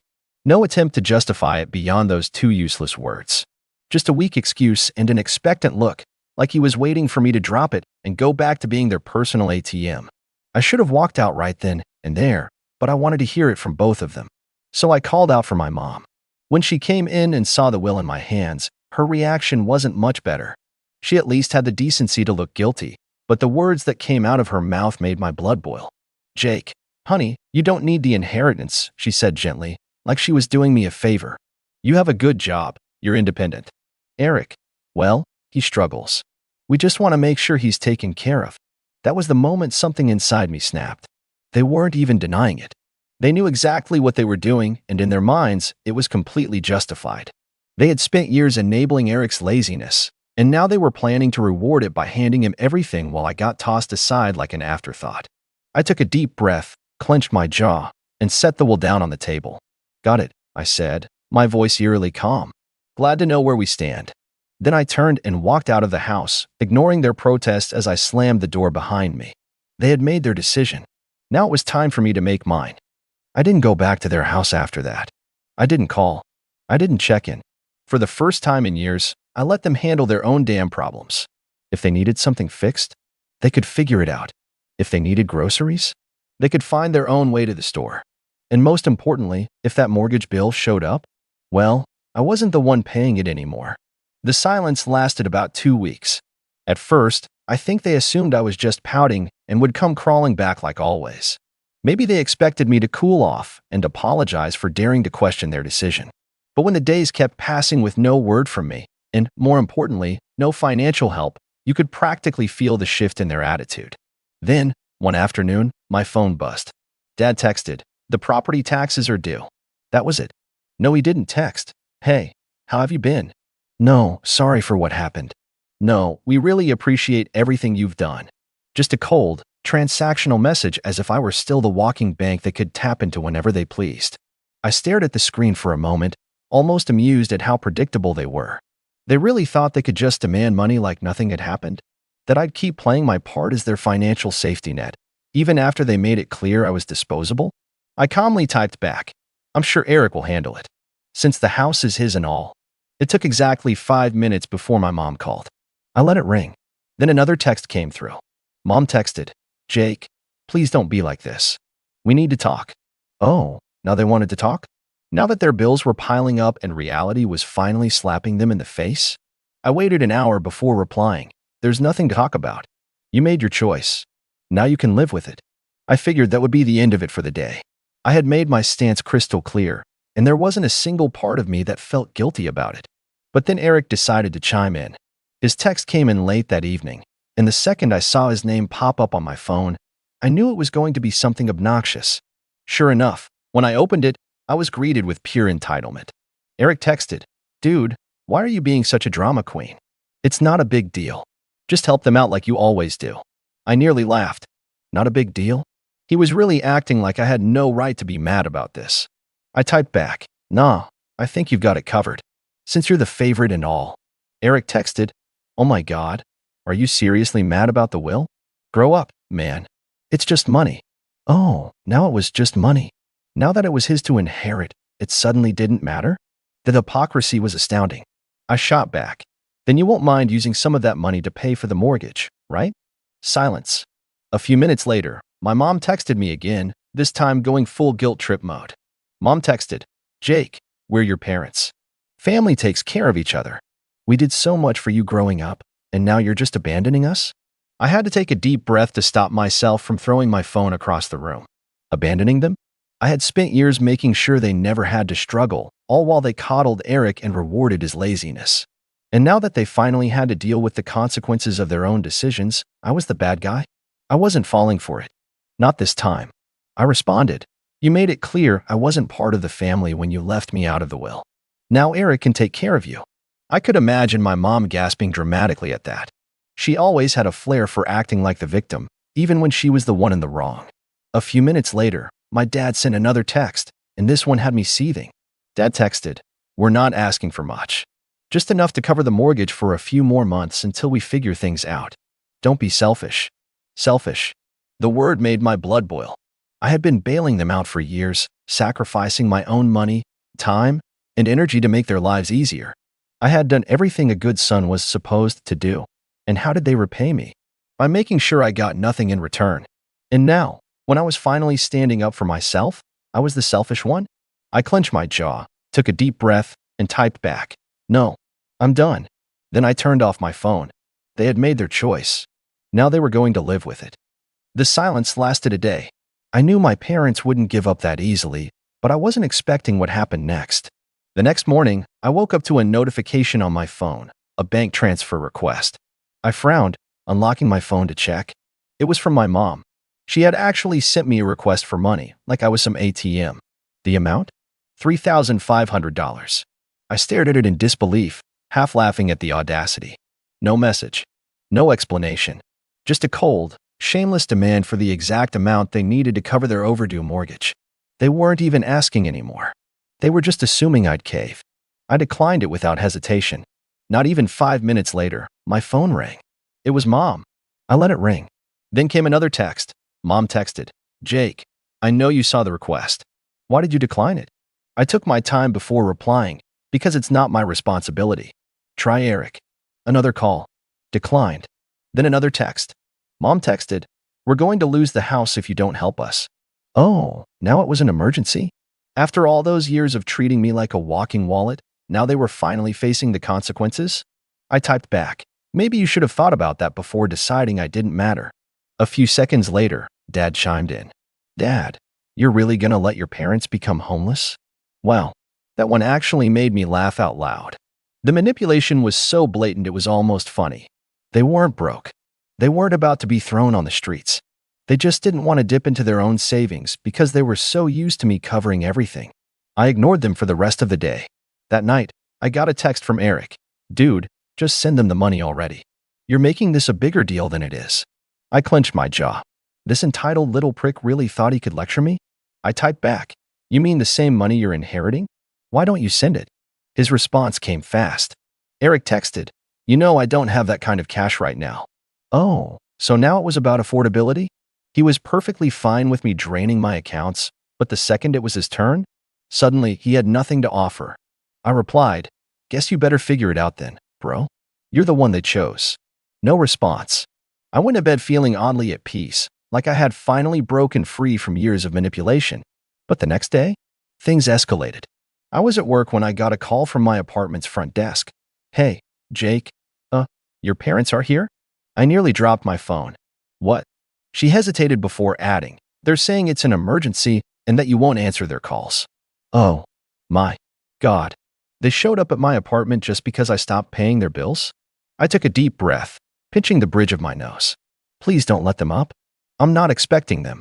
There was an awkward pause. They're being kind of pushy. I clenched my jaw. I don't care. They can leave. I hung up and immediately got a text from Mom. We're downstairs. Open the door. No question. No explanation. Just another demand. I didn't reply. Another text from Mom. Jake, we're not leaving until you talk to us. I exhaled sharply, standing up from my desk. They weren't going to back down. Fine. I was about to teach them a lesson they wouldn't forget. I grabbed my keys and stormed downstairs, my blood boiling. I wasn't scared. I was furious. The sheer audacity of these people to show up at my home, uninvited, demanding money like I was their personal ATM. Not even a phone call first. Not even a half-hearted apology. Just a full-on ambush. They really thought they could just corner me into submission like I was some naive kid. I yanked the door open, and there they were, Mom, Dad, and, of course, Eric, all standing in a tight little formation like they were about to stage a family intervention. Mom had her arms crossed, her classic disappointed mother look locked and loaded. Dad was standing stiff, hands in his pockets, his expression a mix of frustration and entitlement, like he couldn't believe I was actually making him do this in person. And Eric? The little leech had the nerve to look bored. Like this whole situation was just mildly inconvenient for him. Like he wasn't the reason any of this was happening. The moment Mom saw me, she went full theatrics. Jake. Finally. We need to talk. I leaned against the doorframe, arms crossed. No, you need to leave. She blinked, as if she physically couldn't comprehend what I just said. Excuse me. You heard me. My voice was calm, controlled, but firm. You don't get to just show up at my apartment demanding money. That's insane. Dad let out a sharp scoff. Are you really going to let us lose the house over a petty grudge? I let out a cold laugh. Petty grudge? Oh, you mean the one where you decided I was good enough to pay your bills but not good enough to be in your will? That grudge. Mom gasped, clutching her chest like I had just slapped her. Jake, that's not fair. We only did what we thought was best for the family. I tilted my head. Best for the family? You mean best for Eric. Just say it. Silence. A long, heavy silence. Eric, who had been weirdly quiet up until now, finally spoke up. Look, man, I don't even want to be involved in this. I didn't ask for anything. I turned to him, finally letting loose. No, you just sit back and take everything that's handed to you. You're 28 years old, Eric. Get a damn job. His face turned red. Dude, what the hell? I took a step closer. You heard me. You want to inherit the house? Start acting like a homeowner. You want to be the golden child? Start paying their damn bills. I'm done being your personal bank. Eric looked away, suddenly very interested in the pavement. Mom took a deep breath, recalibrating her guilt trip. Jake, he's your brother. I nodded. Yep, and I've supported him longer than you ever have. Dad's face darkened. You're being selfish. I laughed. A real, genuine laugh. Oh, that's rich coming from you. I gestured between them. You two decided that Eric deserved everything, and I deserved nothing. And now that it's time to pay the price for that choice, you're trying to manipulate me into fixing it for you. Not happening. Mom's voice sharpened. We thought you'd be mature about this. I raised an eyebrow. Mature? You mean quietly accept that I was betrayed and keep paying your bills? Because let's be real, that's what you wanted. Dad stepped forward, trying to loom over me like he used to when I was a kid. Jake, we raised you. We fed you, clothed you, gave you everything. The least you can do is help us now. I looked him dead in the eye. I already did. For years. And you repaid me by cutting me out. Mom's lip trembled. We thought you'd understand. I exhaled, shaking my head. Oh, I understand perfectly. I understand that I was never family to you, just a paycheck. Silence again. A suffocating, undeniable silence. I turned to Eric, who was still pretending to be invisible. And you? What's your excuse? You had years to grow up, to get your life together, to contribute. But you didn't. Because you knew they'd take care of you. And when they're gone, you just expected me to step in, huh? Eric finally snapped. What do you want me to say, man? I didn't ask for this. I nodded slowly. Right. You didn't ask. You just benefited. His mouth opened, then closed. Nothing. He had nothing. Mom tried one last guilt trip. Jake, we're family. Family takes care of each other. I stared at her for a long moment before answering exactly. So why didn't you take care of me? She froze. No words. No comeback. Nothing. I let out a slow breath, feeling lighter than I had in years. We're done here. I turned and walked back inside, closing the door behind me. Before I even made it back to my couch, my phone buzzed. A new text from Dad, Wow. After everything we've done for you? You're really gonna abandon us? I smirked, typing back. No. You abandoned me. I'm just finally accepting it. I hit send. Then I blocked their numbers. But I had no idea that blocking them was only going to make things worse. It didn't take long for things to spiral out of control. Less than a day after I blocked them, I started seeing posts on Facebook. My parents had never been the most tech-savvy, but they sure knew how to air their grievances online, especially when they were feeling self-righteous. At first, I thought it was just my parents being dramatic. I mean, that was their go-to move, airing out family drama for everyone to see. But the longer I scrolled through their feeds, the more I realized this wasn't just about me not helping with bills anymore. The posts were disguised as family love, but they were thinly veiled shots at me. Mom had posted something about how she didn't raise her son to be so selfish and how true family helps each other no matter what. A few of her friends commented along the lines of how I was a disappointment and so out of touch with what really matters. Then, Dad chimed in with his own post. So-called family should never turn their back when you need them most. We gave everything to our children, and this is how we're repaid. My son, who should be helping us in our golden years, has chosen to abandon us. He tagged me, adding a passive-aggressive, "I hope you're happy," at the end of it. But the real kicker came from Eric. I should have known he'd get in on the drama.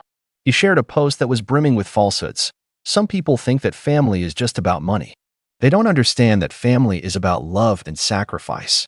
I'd do anything for my parents, but some people just don't get that.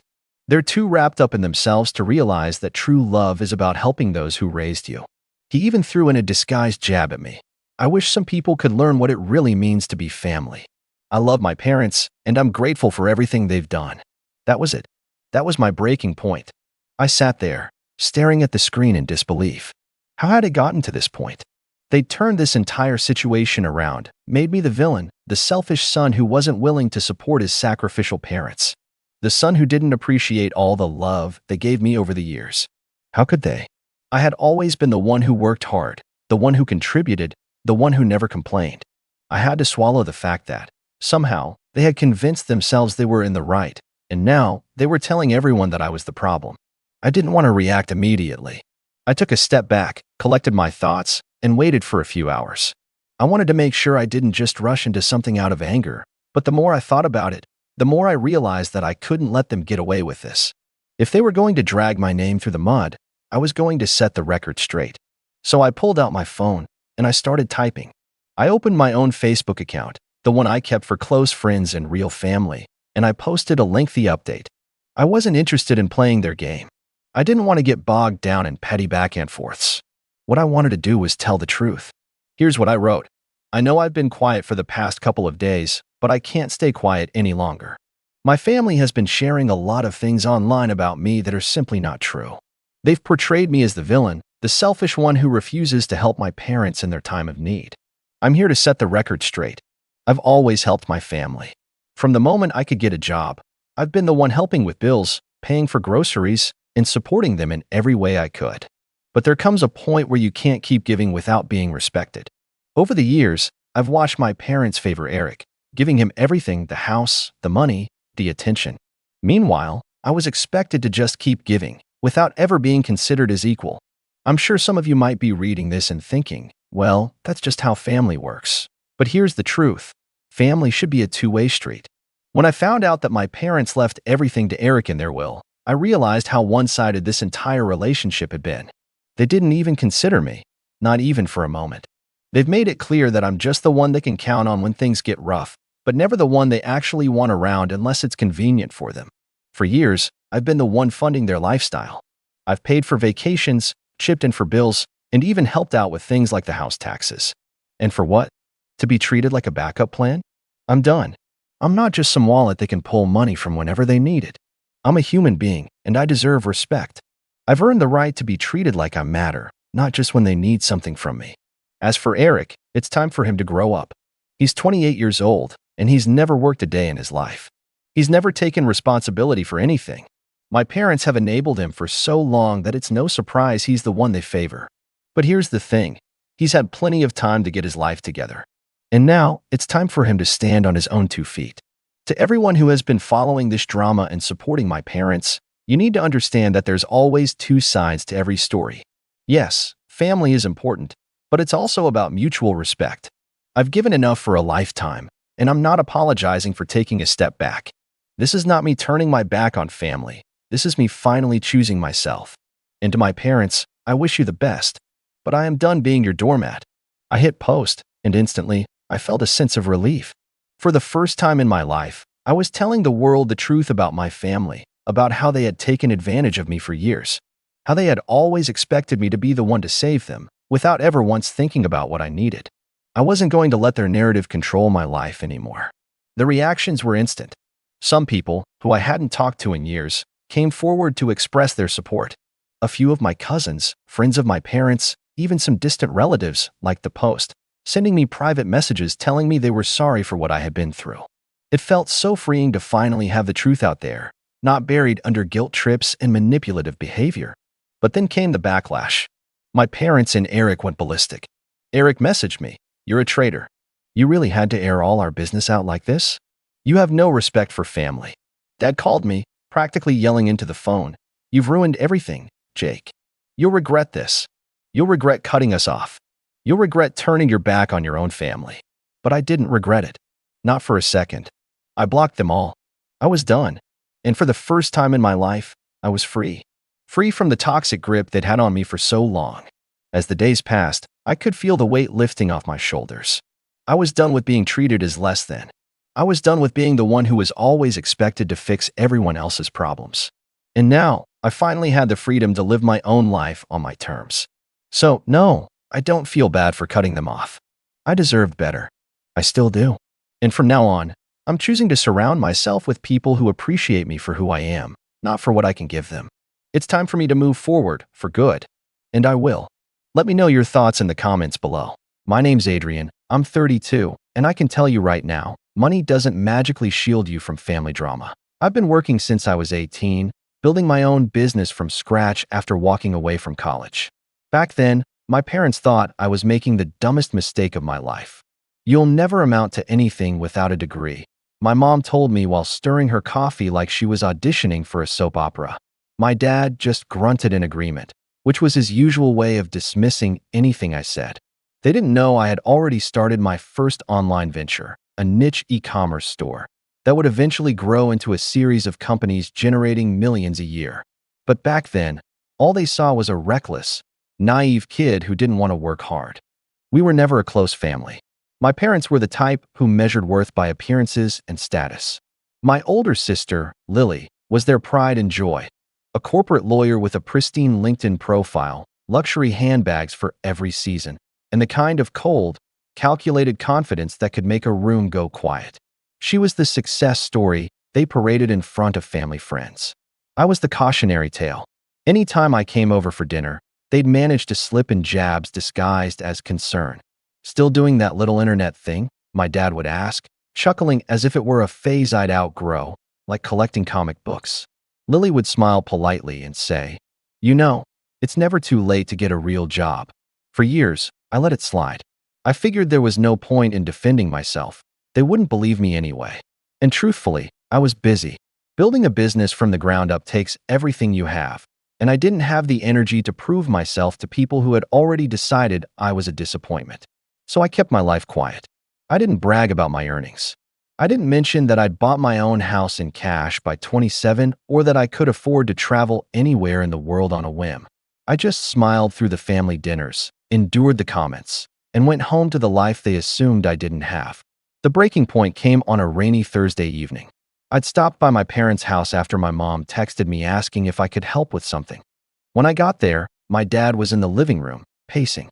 Lily was sitting on the couch with a glass of wine, smirking like she already knew I was in trouble.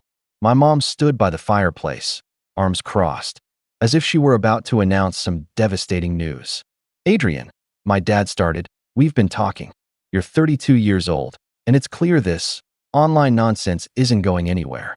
You've had enough time to figure your life out, but you're still wasting your potential." I felt my jaw tighten. "What exactly are you getting at?" He stopped pacing and pointed toward the door.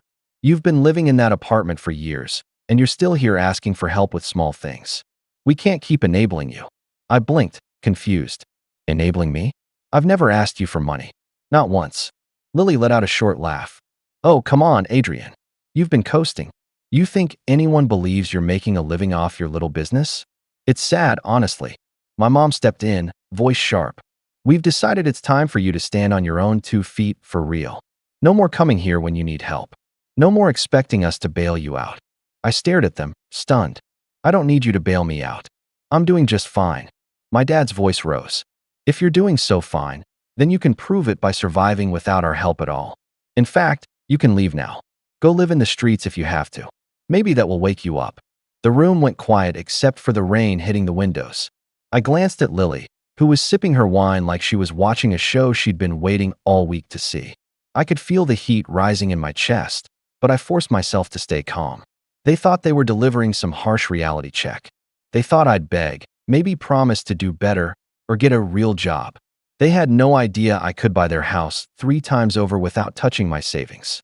I picked up my jacket from the chair and slipped it on. All right, I said softly, almost smiling. If that's what you want. My mom opened her mouth, probably to add one more dig, but I didn't give her the chance. I walked out, shutting the door behind me. As I got into my car, a black sedan that they assumed was a used model I'd barely been able to afford, I caught my reflection in the rearview mirror. I wasn't angry. I wasn't hurt. I was almost amused, because I knew something they didn't. Something they were going to find out in a way they'd never forget. And as the rain poured harder, I drove off into the night, already knowing that 3 weeks from now, their entire view of me, and of themselves, was going to shatter.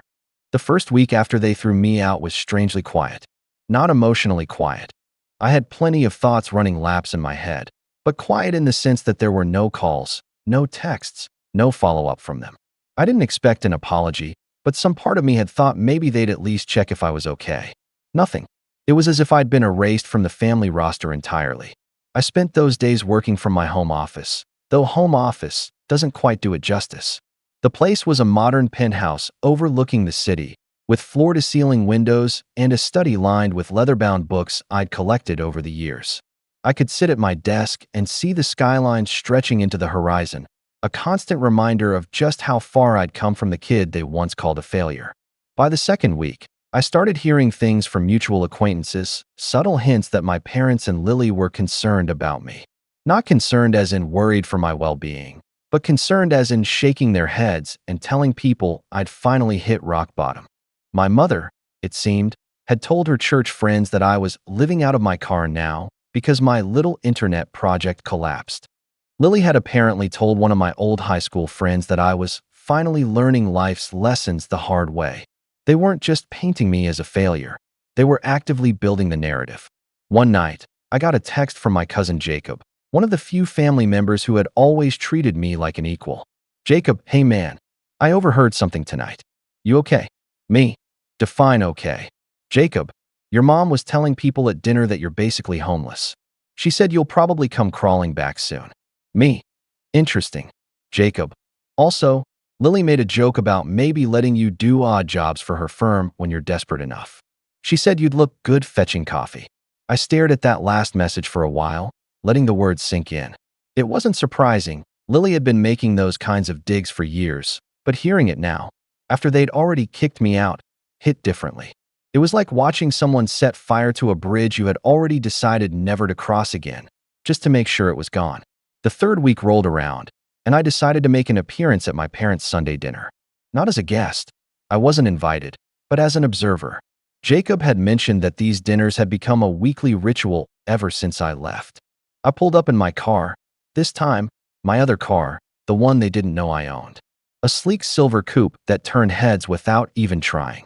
I parked a few houses down so they wouldn't see me arrive. From the sidewalk, I could see them through the dining room window.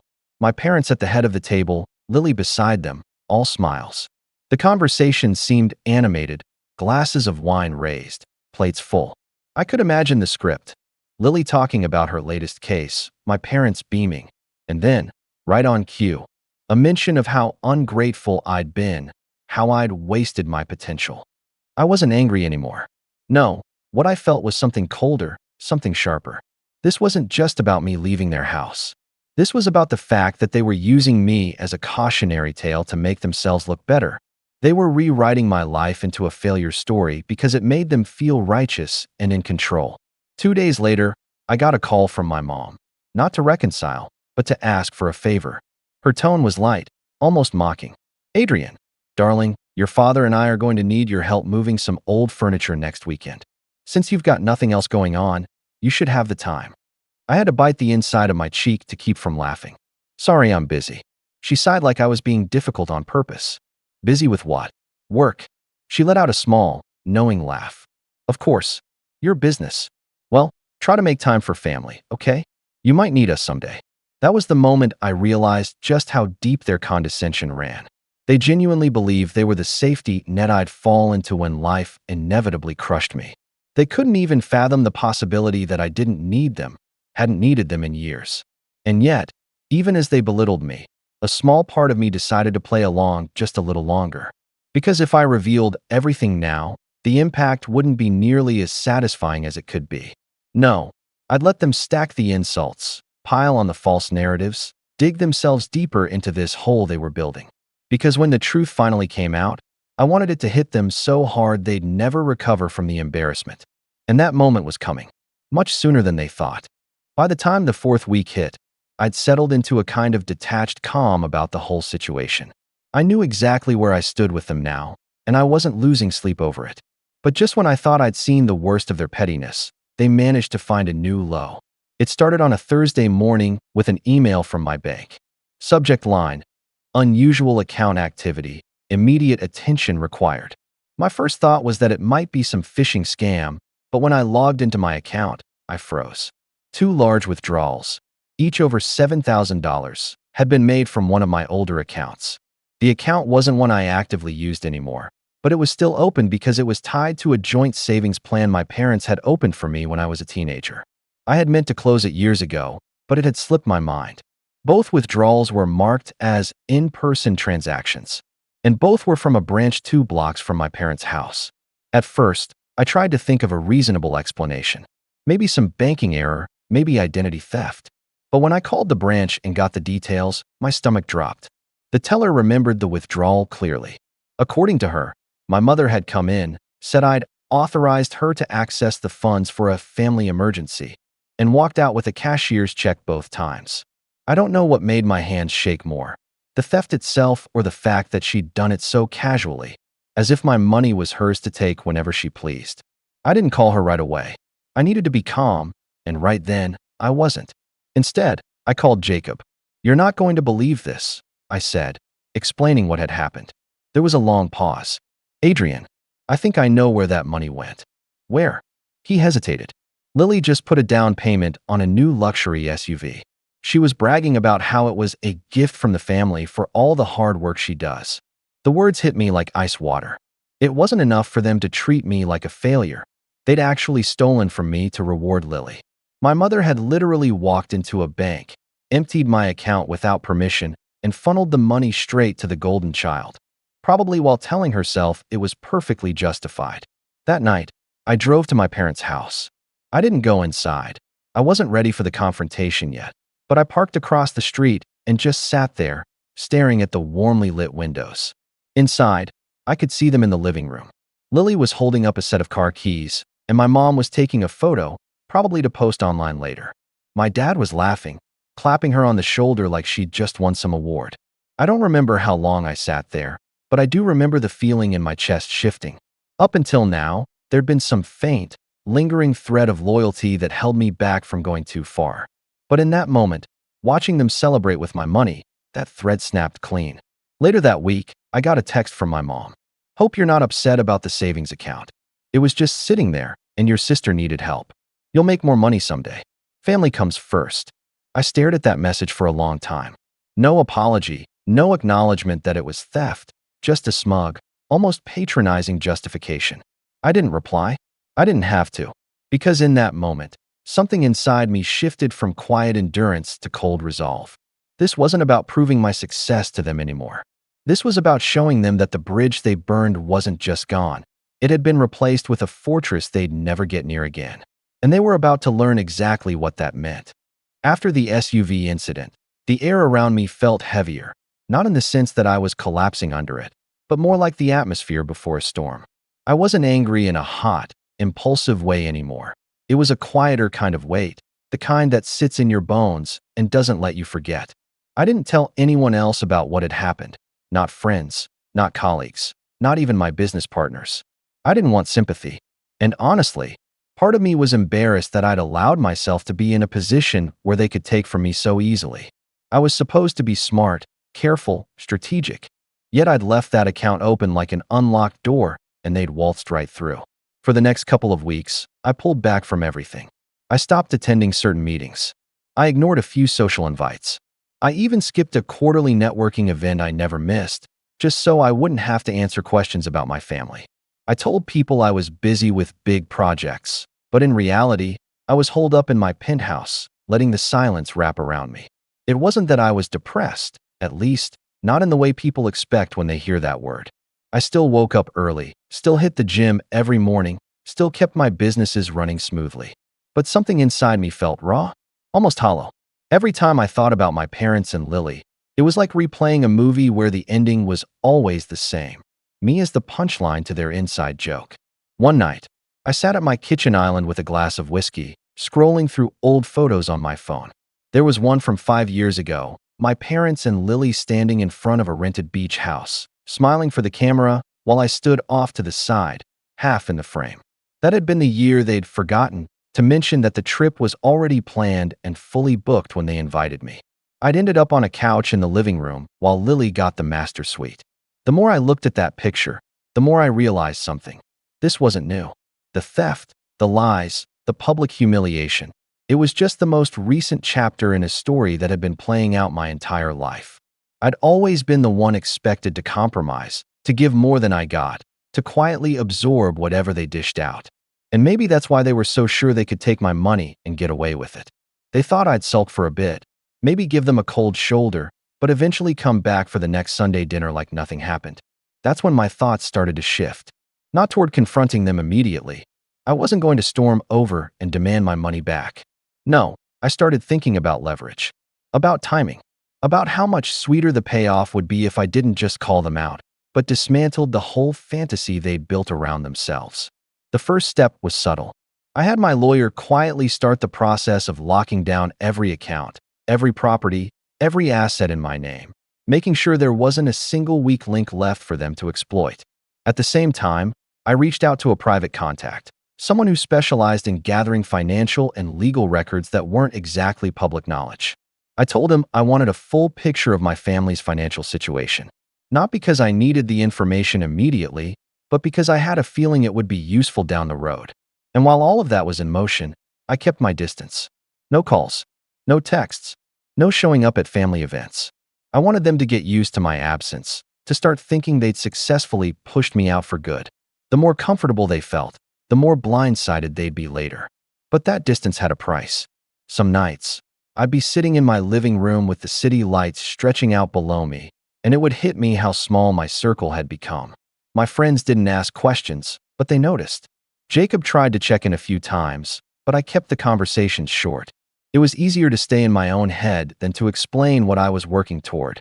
I knew I was isolating myself, and I knew it wasn't healthy, but I also knew it was necessary. Because when you're planning something this big, you can't afford loose ends. You can't afford to be sloppy.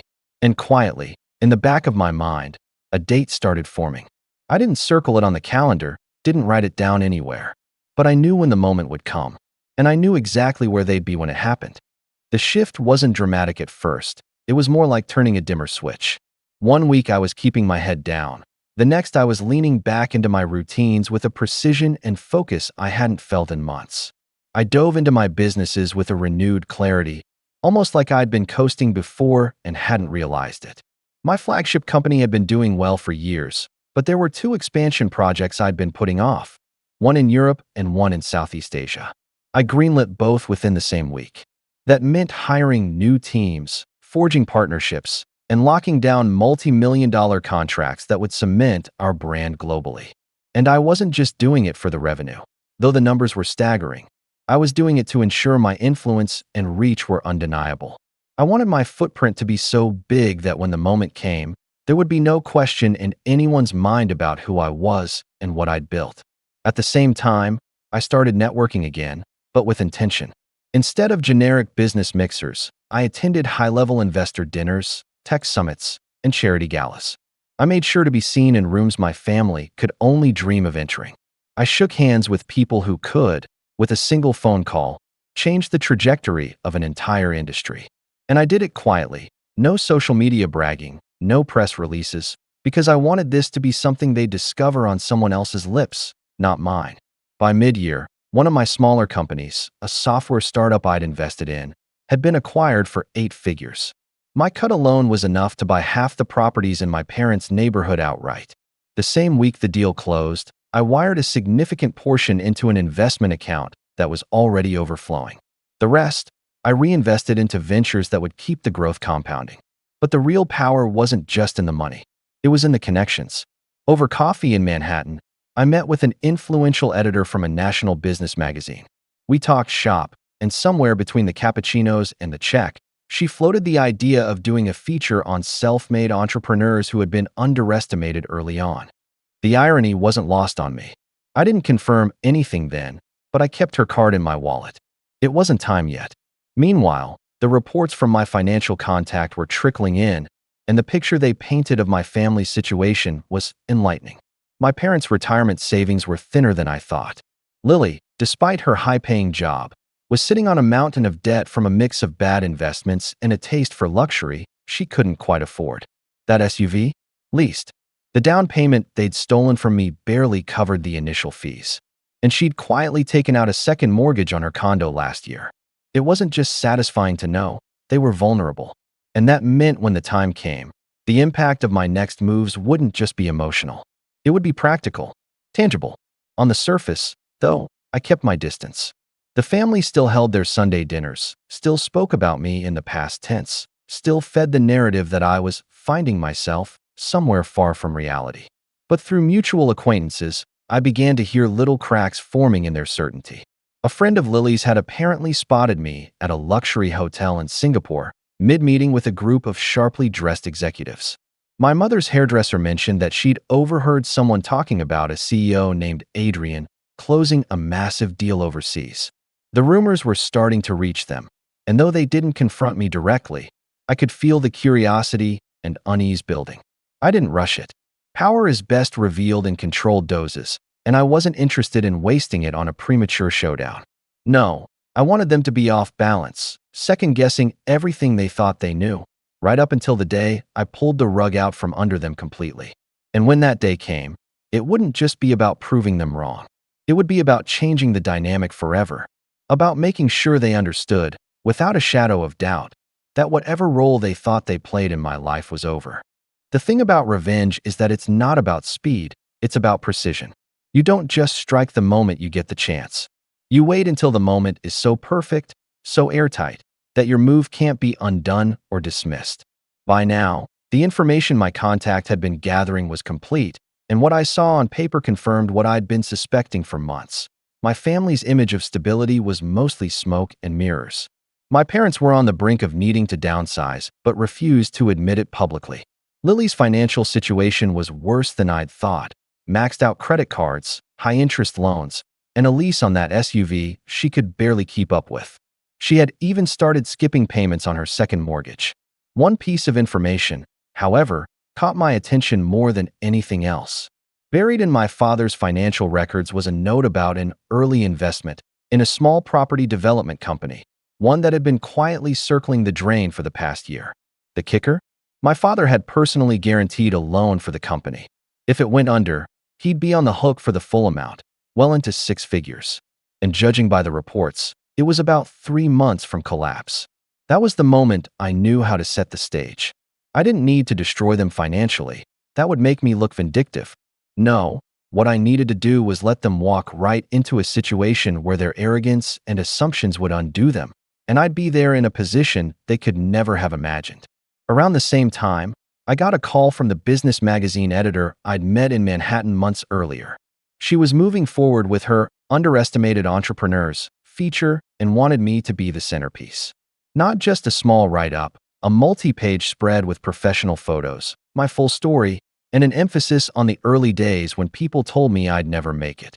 I agreed immediately but gave her one condition. The release date had to align with a certain month, the same month my father's failing investment was due to implode.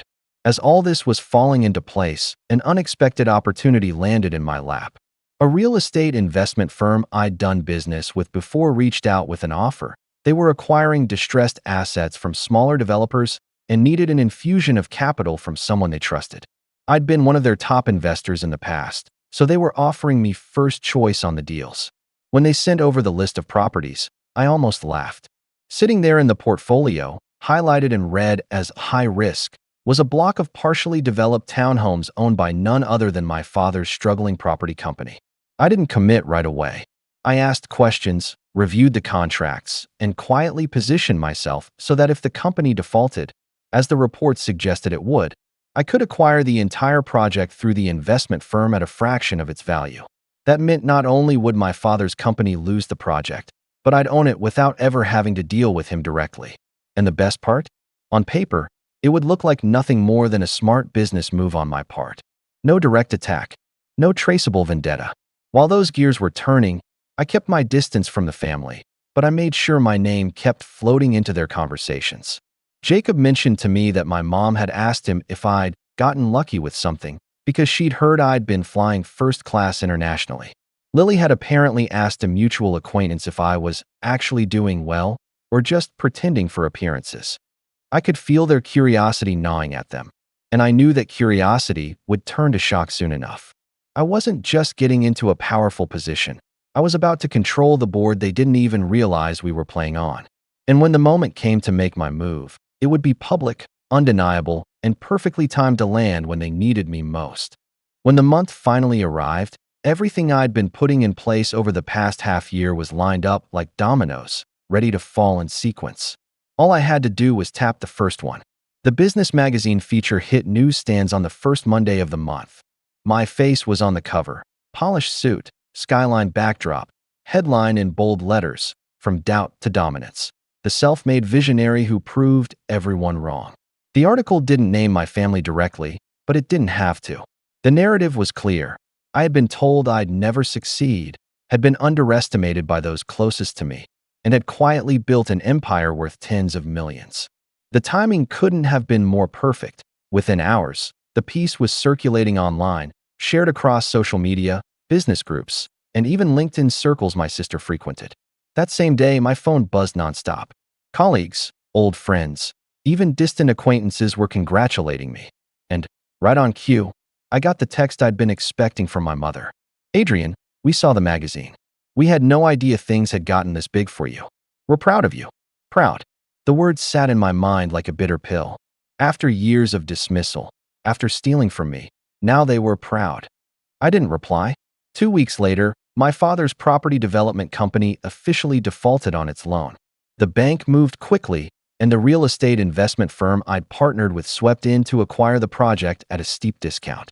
As planned, my capital bought me controlling ownership of the entire development. On paper, it was just another smart acquisition. In reality, it was me holding the deed to my father's single biggest asset without him even knowing. I waited 3 days before the next step. Then I had my assistant arrange a meeting with my parents and Lily at a neutral location, a high-end restaurant downtown. The invitation came under the guise of discussing a business opportunity, and given their sudden shift in tone after the magazine feature, they were eager to accept. When they arrived, they were all smiles. My mother hugged me for the first time in years. My father shook my hand like we were old business partners. Lily complimented my suit, her voice dripping with a politeness I'd never heard from her before. We ordered dinner, exchanged small talk, and then, halfway through the main course, I slid a folder across the table. Inside was the ownership document for the development they'd been clinging to as their big investment. My father's smile faltered as he read it. This is our property," he said slowly. "Correction," I said, my voice calm. "It was your property. It's mine now." They stared at me in stunned silence. I didn't raise my voice, didn't gloat, just laid out the facts. Their company had defaulted. The bank had offloaded the project. I'd bought it legally, at a fair price, through an established firm. I explained it the way a surgeon might describe a clean cut, precise, unemotional, final. My mother's cheeks flushed red. Adrian, how could you? How could I? I cut in, my tone sharpening just slightly. The same way you walked into my bank account and took my money without permission. The same way you gave it to Lily like it was yours to give. The same way you kicked me out of your house and told people I was homeless. I just learned from the best. Lily's jaw tightened, but she didn't speak. My father sat back in his chair, eyes darting between the papers and my face. For the first time, he looked small to me, not in size, but in presence. I leaned forward, resting my elbows on the table. The difference between you and me is that I didn't have to lie or steal to make this happen. I played the long game. And now, when this development turns a profit, and it will, not a cent will have your name on it.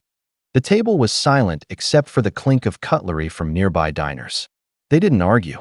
They didn't apologize. They just sat there, the weight of what had happened settling over them like a heavy fog. I finished my meal in silence, paid the bill, and stood. "Enjoy your evening," I said, my tone polite, almost casual. "Oh, and don't worry about the staff at the development site. I've already told them the change in ownership won't affect their jobs. Just yours." And with that, I walked out, leaving them sitting in the warm glow of the restaurant's chandeliers, the reality of their new position in my world settling in like a cold wind. The fallout came faster than I expected. 3 days after that dinner, I got a call from Jacob. His voice was low, like he wasn't sure whether to sound concerned or impressed. "Your parents are losing it," he said. "Your dad hasn't left the house in 2 days. Mom's been calling around trying to fix things, but everyone she talks to already knows you own the property. And, well, people are talking." It turned out the story had spread beyond the family circle. My father's failed investment wasn't just a quiet embarrassment. It was public knowledge in their social sphere. The same people they used to boast to at dinner parties now whispered about how their reckless son had somehow outmaneuvered them in business. I didn't have to lift a finger to make that happen.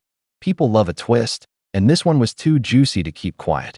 Lily didn't fare much better. Her SUV lease was up for renewal, and without my parents covering her emergencies anymore, she had to downgrade to something modest. For someone whose image was built on luxury, that was a social death sentence. I later heard she'd quietly put her condo up for sale, trying to keep ahead of her debts. My parents reached out twice in the weeks after. The first time was a text from my mom. "Can we talk? We're still family." I ignored it. The second time was a voicemail from my dad, his tone strained. "We need to find a way forward. You can't just cut us off like this." I deleted it without listening to the end. The thing is, I hadn't cut them off out of anger. I'd simply recognized that there was nothing left to salvage. They'd made it clear who they were when they stole from me, lied about me, and celebrated my supposed downfall. I'd just responded in kind, except I did it without losing my integrity. Months later, the development project began to turn a profit. The townhomes sold faster than projected, and my share of the returns was more than enough to make the theft they'd committed feel like a rounding error. Sometimes I'd drive past the completed site, watching families move into the homes, kids running around the freshly paved streets. It was mine now, built from their arrogance and my patience. I never saw them at Sunday dinners again. In fact, I never saw them at all. The occasional rumor trickled back through Jacob, how my parents had sold their vacation property, how Lily had taken on extra cases at work to keep afloat. But they were just pieces of a life that no longer touched mine. The last time I heard from my mother was in a short, almost brittle email. "You've changed." I read it twice, then closed my laptop. She was wrong. I hadn't changed. I'd simply stopped playing the role they wrote for me. And I realized, as I looked out over the city from my penthouse balcony that night, that was the real victory. Not the money, not the property, but the fact that they finally understood I didn't need them, their approval, or their version of who I was supposed to be. The final time I thought about it, I smiled to myself and said out loud, just once, for my own satisfaction, "I didn't just live in the streets. I bought the whole block. My name is Oliver. I'm 27 years old. And if you had told me 10 years ago that I'd one day inherit my grandfather's entire estate, worth a jaw-dropping $3.5 million, I would have laughed in disbelief. Back then, I didn't even know if I'd make it through the week, let alone to a point in life where I'd be sitting in a lawyer's office with my estranged parents staring at me like vultures circling their prey. The irony of it all is that these are the same parents who cut me off at 18, threw me out with nothing but a backpack, and told me I wasn't their responsibility anymore. Yet here we are, with them suddenly reappearing at the will reading as though the past decade hadn't happened. Growing up, my family was complicated. My mom and dad weren't poor by any means. We lived in a nice enough suburban home. My dad worked as a regional manager for a logistics company, and my mom was a part-time teacher who liked to act like she ran the entire neighborhood. But they had one fatal flaw. Appearances were everything. My older sister, Claire, was the golden child. Straight A student, cheerleader, the one who never caused them trouble. She could do no wrong. I, on the other hand, was painted as the disappointment. I wasn't rebellious, not really. I just didn't fit their mold. I liked art more than football, books more than cars, and I had this stubborn streak that meant I questioned things they expected me to just accept. That, to them, was unforgivable. The cracks really started showing when I was a teenager. Anytime money was involved, it became a weapon. Claire got a brand new car for her 17th birthday, while I was told to be grateful for hand-me-downs. She got her college tuition fully covered, while I was told if I wanted to go, I'd better figure it out myself. And when I tried to push back, asking why things weren't equal, I got lectures about being a man and earning my place. My mom would roll her eyes and say things like, "Oliver, you've always been too sensitive. You expect the world to hand you things." My dad would mutter about how I'd never make it without them. I'll never forget one night at dinner when my father leaned across the table, looked me dead in the eye, and said, "If you're still under our roof by 18, you're a failure." I laughed then, because what else could I do? But inside, I was crushed. When my 18th birthday came, they didn't just kick me out, they staged it like a performance. They sat me down, told me they were cutting me off financially, and said, "It's time for you to learn the value of hard work." They gave me no money, no support, not even a safety net. I walked out of that house with a backpack, 2 changes of clothes, and a part-time job that barely paid enough for groceries. That night, I slept in the back seat of my car. Meanwhile, Claire was posting Instagram photos from her sorority house, smiling with a shiny new MacBook and a credit card from Dad. The only person who didn't abandon me was my grandfather. He was my dad's father, and he'd always been different from the rest of them. Where my parents saw weakness, he saw potential. Where they mocked me for being quiet, he said, "Oliver, that's because you think before you speak." He didn't care that I wasn't the athlete or the golden child. He saw me for who I was.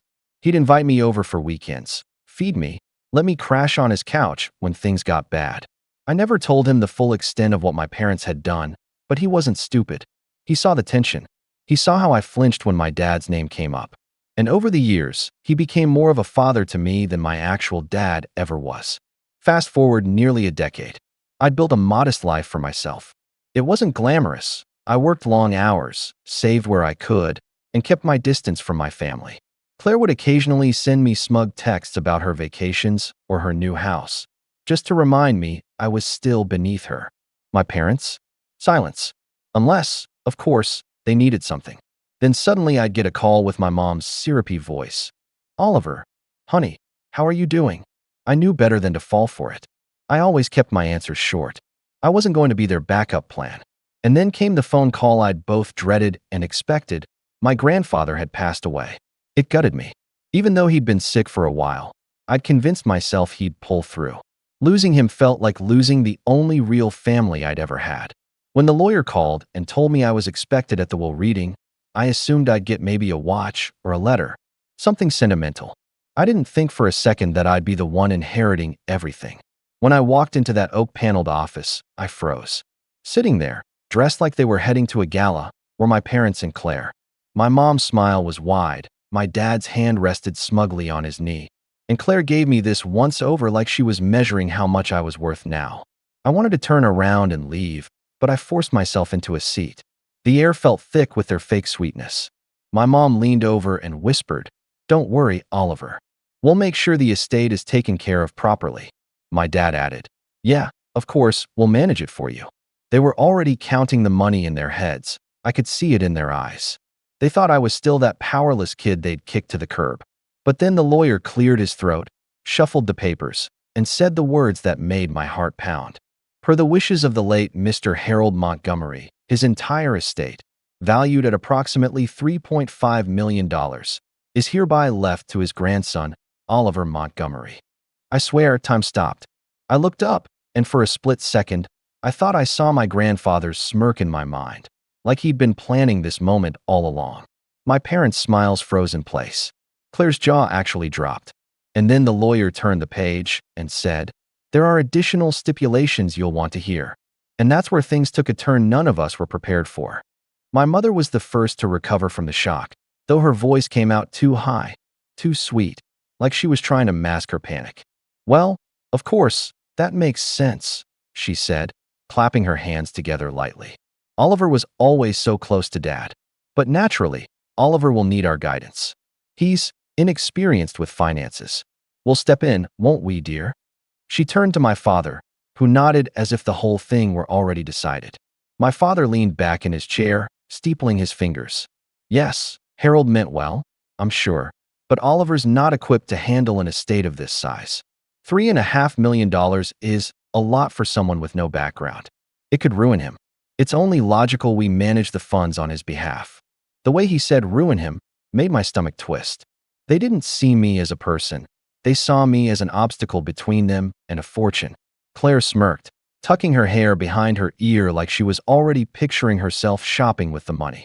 "Honestly, Oliver, don't take it the wrong way, but you've never been, well, you know, responsible. Remember when you maxed out that tiny credit card freshman year?" She laughed under her breath, as if that one mistake defined me forever. "And Dad's right. A sudden windfall could really mess you up. Let us help." The lawyer cleared his throat again, cutting through their little performance. "If I may, Mr. Montgomery specified very clearly that the estate belongs to Oliver alone. No trustees, no oversight, full control." His eyes flicked toward me briefly, as if to say, "Your grandfather knew what they'd try to do." That didn't stop my parents. My mom put a hand on my arm, her nails digging just slightly into my sleeve. "Oliver, sweetheart, you know we only want what's best for you. We can guide you through this. Make sure you don't make mistakes. Think of it like a family effort. Grandpa would want us all to benefit." That word, benefit, hung heavy in the room. Benefit for them, not for me. I stayed quiet, trying to keep my face neutral, but inside I was boiling. All those years of being told I wasn't enough, of being pushed aside for Claire, of sleeping in my car while they laughed over vacation photos. And now they thought they could swoop in and control the one thing my grandfather had left me. It wasn't even about the money in that moment. It was about their arrogance, the assumption that I couldn't possibly handle my own life without their guidance. Claire crossed her legs and leaned forward, her voice soft but dripping with condescension. "Look, Oliver, you've done fine for yourself, I guess. But this is different. You don't want to end up like those lottery winners who go broke in a year, right? I mean, think about it. You're not even a homeowner. You still rent, don't you? You don't have experience investing. What if you blow it all?" She gave a little shrug. "It just makes sense that Dad handles it. He's been managing money his whole career." What she didn't say, but I heard all the same, was that she thought I'd always be the failure, the one lagging behind, the one they could keep under their thumbs. The lawyer didn't even look up from his papers this time. Again, Mr. Montgomery's instructions are explicit. No one but Oliver is to control or manage the estate. My father's jaw tightened, but he forced a smile. "Of course. We're just concerned, that's all. You understand, son." He said son like it was some term of endearment, but it felt hollow. This was the same man who had told me I'd never make it without him, who had watched me pack my things on my 18th birthday without offering so much as $20 for food. Now he wanted me to hand over millions out of gratitude? My mom gave a little laugh, tilting her head. "Oliver, you know we always wanted the best for you. Maybe we were tough on you, but look how strong you've become. That was our way of preparing you. Don't hold grudges. Let's move forward as a family." I nearly choked at the hypocrisy. Preparing me? By throwing me out? By letting me struggle while they showered Claire with everything? My grandfather had prepared me, not them. He'd taught me resilience, patience, and the value of quiet strength. Still, I said nothing. I wanted to hear every manipulative word, let them dig their own holes. The lawyer continued reading through the stipulations, but I barely registered the words. My parents were whispering to each other, already strategizing. Claire tapped on her phone under the table, probably texting her boyfriend about how rich she was about to become. I sat still, but inside, I felt something shifting. All those years of being dismissed, all those nights of wondering if I was worth anything, suddenly, I had the power. And they hated it. When the lawyer finally finished, my mom stood quickly, smoothing her skirt. Well, thank you, Mr. Thompson. Oliver, we'll discuss the details at home. You'll come over tonight, won't you? She said it as though it was already arranged, as though I'd automatically fall back into their orbit. My father added, yes, we'll get started on a plan. Investments, property management, taxes. Don't worry, we'll take care of everything. And Claire, with that same smug little smirk, leaned in close as we walked out. You're lucky, Oliver. If it weren't for us, you'd drown in all this. Don't forget who actually knows what they're doing. I clenched my jaw, my fists tight at my sides. Lucky? No, I wasn't lucky. I was chosen. My grandfather had seen through all of them and decided to put everything in my hands. And as much as they wanted to pretend otherwise, they weren't in control anymore. But I didn't say a word. Not yet. Because I knew, deep down, that this was just the beginning. I left the law office that afternoon with my head spinning, the copy of my grandfather's will clutched in my hands like a lifeline. My parents had walked out with the kind of brittle smiles that come from swallowing disappointment, but I could feel their eyes burning into my back as I went. I knew them well enough to recognize that this wasn't the end of their schemes. It was only the start. And I wasn't wrong. That very evening, around 9 p.m., I got a knock at my apartment door. When I opened it, there stood Claire, looking like she'd just stepped off a runway, perfume clouding the air. She gave me that same little smirk and slipped past me without asking. Cute place, she said, glancing around the small living room with an exaggerated lift of her eyebrows. But let's be honest, Oliver. This won't do anymore. You'll need something grander. And you know who can help with that? Me. I closed the door slowly, already exhausted. What do you want, Claire? She plopped onto my couch like she owned it, crossing one leg over the other. Simple. I'm here to make sure you don't embarrass yourself with this inheritance. You've been living small for so long, you don't even realize what you've got. Think about it. Dad knows investments, Mom knows people, and she twirled a strand of hair around her finger. I know style. Imagine the three of us helping you. We could turn Grandpa's estate into something bigger, but only if you stop being stubborn. Her words stung, not because they held truth, but because they mirrored every insult my parents had ever thrown at me. Small, stubborn, incompetent. She'd learned the script by heart. I don't need help, I said firmly. Grandpa left it to me. Not you. Not them. Me. Her smile faltered, just slightly, but she covered it with a laugh. Oh, Oliver, you really think that? You think Grandpa didn't expect you to lean on the family? You wouldn't even have met with that lawyer if Mom hadn't told you the time. That's when I realized she wasn't here to help. She was here to test me, to see if I'd bend. But the real betrayal came a week later. I got a call from the lawyer, his tone clipped. Oliver, I need to ask, did you authorize any changes to the estate account? My stomach dropped. No. What? There have been attempts to access the funds. Someone presented themselves at the bank as your representative. Luckily, the bank flagged it because of the stipulations in the will. But they were very insistent, claiming you had verbally authorized it. I knew immediately who it was. My parents. That night, I drove past their house. It looked exactly as I remembered. 2 cars in the driveway, the porch light glowing warmly, the picture of suburban comfort. I sat there in the dark, hands gripping the wheel, watching the home I'd been exiled from. And for the first time, I didn't feel sadness or longing. I felt cold, calculated, because this wasn't just manipulation anymore. This was theft. They were willing to break the law, to forge, to lie, just to strip me of what my grandfather had trusted me with. And then, as if the universe wanted to twist the knife, Claire texted me later that night. Don't be naive, Oliver. Money belongs in the hands of people who know how to use it. Be smart, or you'll lose it all. I stared at the message for a long time, my heart thudding in my chest. That was the moment something snapped. The betrayal wasn't just their attempt to steal from me. It was the realization that they would never see me as anything other than the weak link, the disposable one. They had cut me off at 18, laughed as I scraped by, and now that I finally had something of my own, they wanted to take it too. I put my phone down and sat in the dark, thinking about my grandfather. I remembered his voice, steady and firm, the way he'd look at me and say, Oliver, don't let anyone tell you what you're worth. You decide that. For years, I hadn't believed him. But now, with my parents circling like sharks, I finally understood. That night marked the turning point. I wasn't going to let them manipulate me anymore. And I wasn't just going to protect what was mine. I was going to make them regret ever underestimating me. But I had no idea just how far they'd go next, or how ugly the fight was about to become. The days after the bank incident were some of the darkest I'd lived through since the night I was kicked out at 18. At first, I thought I could just ignore my parents' schemes, cut them out completely, and move on with my life. But that's not how they worked. They had this way of clawing into every crack, forcing themselves into places they didn't belong, until you felt suffocated. I started noticing strange things. One morning, I went down to my car and found a deep scratch carved along the side.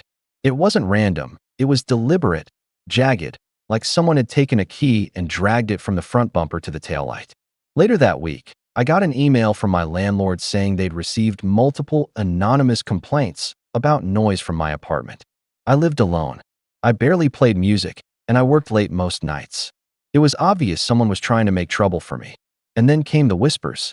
My parents still lived in the same town I'd grown up in, and they had their little circle of friends, the country club set, the church crowd, the neighbors who thrived on gossip. Suddenly, those people were looking at me differently when I ran errands around town. The cashier at the grocery store, who used to smile, now raised her eyebrows when I paid in cash. The woman at the gas station muttered, "Must be nice, living off an old man's money." I knew where it came from. My parents had started painting me as the greedy, undeserving grandson who swooped in and stole the family estate. The worst part wasn't even the slander. It was the silence. The few friends I had in town stopped calling. They'd heard the rumors too, and maybe part of them believed it. I'd worked so hard to scrape together a reputation as someone dependable, someone who could be trusted, and now my parents were undoing it all. I hit a low point one night when I sat alone at my kitchen table, staring at the stack of bills in front of me. Not because I couldn't pay them, I had access to funds now, but because I was terrified. Terrified that if I used my grandfather's money too openly, it would feed the narrative my parents were spinning. Terrified that every move I made would be twisted into proof that I wasn't capable of handling what I'd been given. That's when the old doubts crept back in. Maybe they were right. Maybe I wasn't strong enough. Maybe I'd drown in this inheritance the way they said I would. For hours, I sat there, replaying every insult, every dismissal, every memory of being told I was worthless. It was like I was 18 all over again, sleeping in the back seat of my car, wondering if I'd even make it to the next week. But then I opened the drawer of the table, and inside was something I'd nearly forgotten. An envelope my grandfather had given me on my 21st birthday. I'd kept it all these years without ever really looking at it again. Inside was a letter, written in his firm, slightly shaky handwriting. "Oliver, if you're reading this, I hope you've learned by now that the world doesn't give you anything it tries to take. Don't let them. You are stronger than you know, and one day, you'll have to prove it. When that time comes, don't shrink back. Stand tall. They can only take from you if you hand it to them." I read it over and over until the words burned into me. My grandfather had known. He had seen through my parents long before I ever did, and he had trusted me to rise above it. That night, something shifted in me. I was still at rock bottom, lonely, beaten down, overwhelmed, but I started to plan. Quietly, carefully. I began documenting everything. I kept copies of the bank's report about the attempted account access. I saved Claire's text messages. I wrote down every rumor I heard in town and where it had come from. At work, I started staying late, using the company's public computers to research estate law, trust funds, and property management. If they wanted to treat me like I was incapable, I was going to make sure I became the most capable person in the room. I didn't tell anyone what I was doing. I smiled when people sneered, stayed calm when my parents sent their little barbs, and acted like I was backing down. All the while, I was building something quietly beneath the surface. It was lonely, painful. Every day felt like walking a tightrope over an endless drop. But there was a strange power in the silence.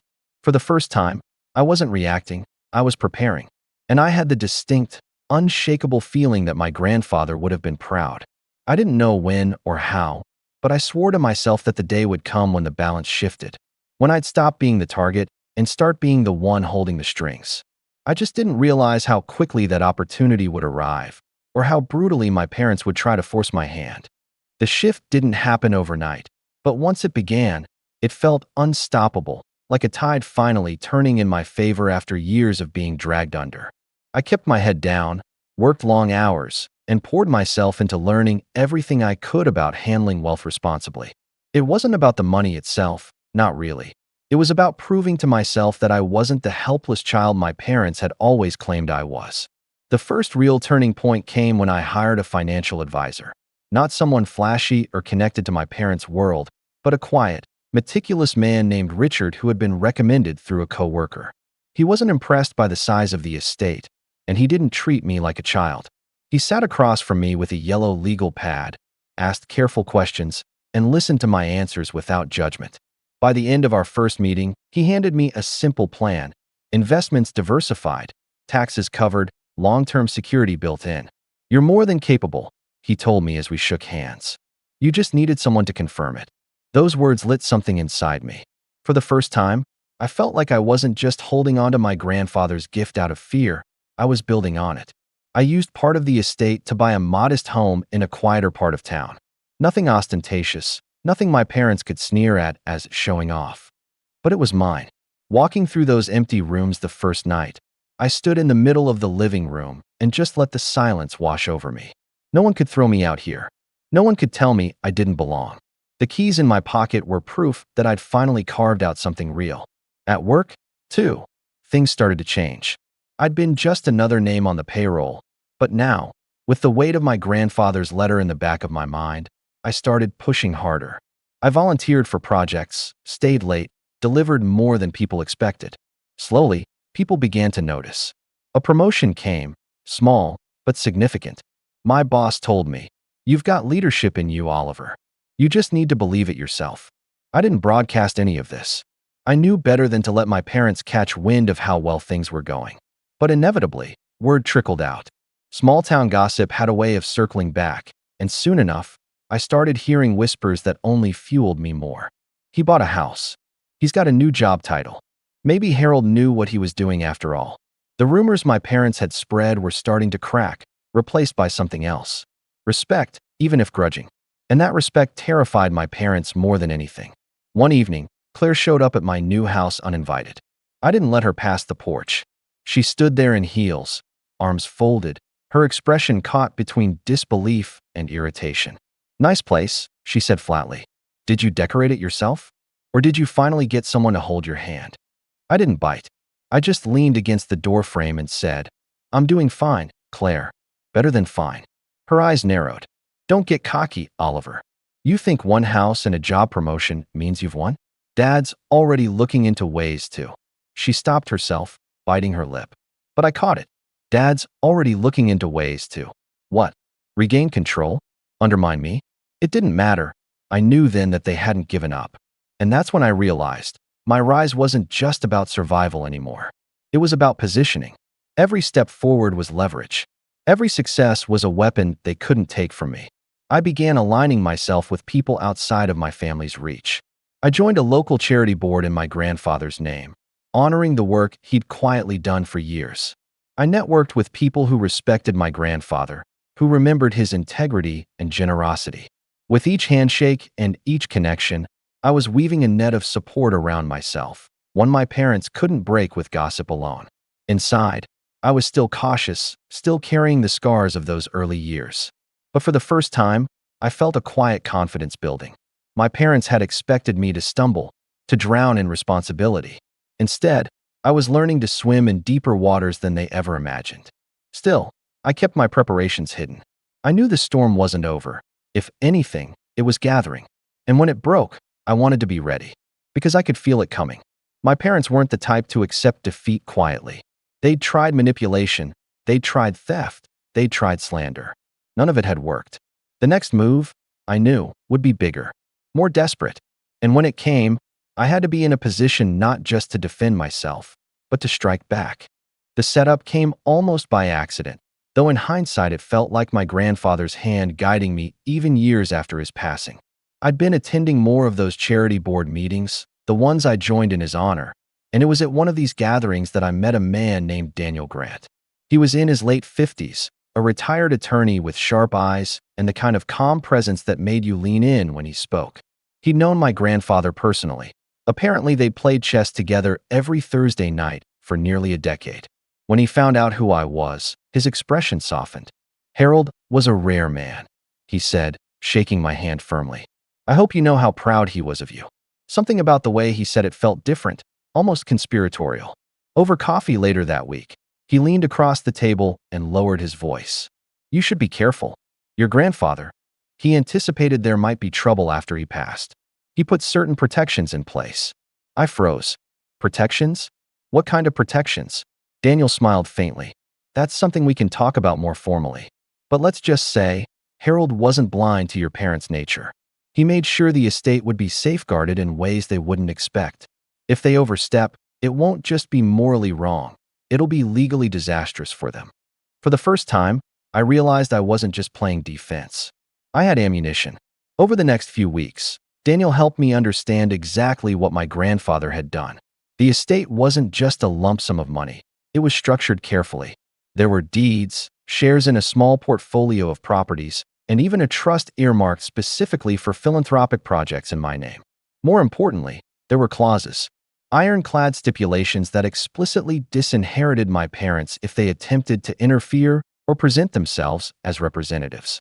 My grandfather had written it all down, signed and notarized, as though he knew they would try to take what wasn't theirs. As Daniel laid it all out, piece by piece, I felt something shift inside me. All those years I thought I was alone, powerless, scrambling to survive. It turned out my grandfather had been planning for this exact moment. He had seen the storm brewing, and he had left me not only the resources to withstand it, but the leverage to fight back. Meanwhile, my parents grew bolder. I started getting letters in the mail, formal-looking envelopes with their names typed neatly at the bottom. Proposals for how I should allocate the inheritance. One suggested putting Claire on the payroll as a family liaison. Another recommended selling off the estate properties to avoid management headaches. And, of course, funneling the proceeds into trusted family accounts. I didn't respond to any of them, but I kept each letter filed neatly in a folder Daniel advised me to maintain. Paper trails are powerful, he told me. Every word they put in writing is another rope they're tying around their own throats. At the same time, I was climbing higher in my own right. Work recognized me again, this time with a significant promotion that came with more authority and a seat at the table during strategy meetings. Suddenly, people who had once overlooked me were asking for my opinion, nodding when I spoke. It wasn't about the money anymore. It was about respect. Real respect, earned through persistence and competence. And with respect came allies. The more people saw me stepping into my own, the more they pushed back quietly against the rumors my parents had seeded. At community events, I overheard comments like, "Oliver's really turned out well," and "You can tell Harold raised him right." Every little remark chipped away at the false image my parents had tried to build. The best part? They didn't know. They had no idea that while they were scheming behind closed doors, I was gathering allies, documents, and quiet influence. They thought I was still that boy they'd tossed out with nothing but a backpack. They thought I'd cave, hand over the reins, and thank them for it. But I wasn't that boy anymore. I was a man with power, power they couldn't see coming.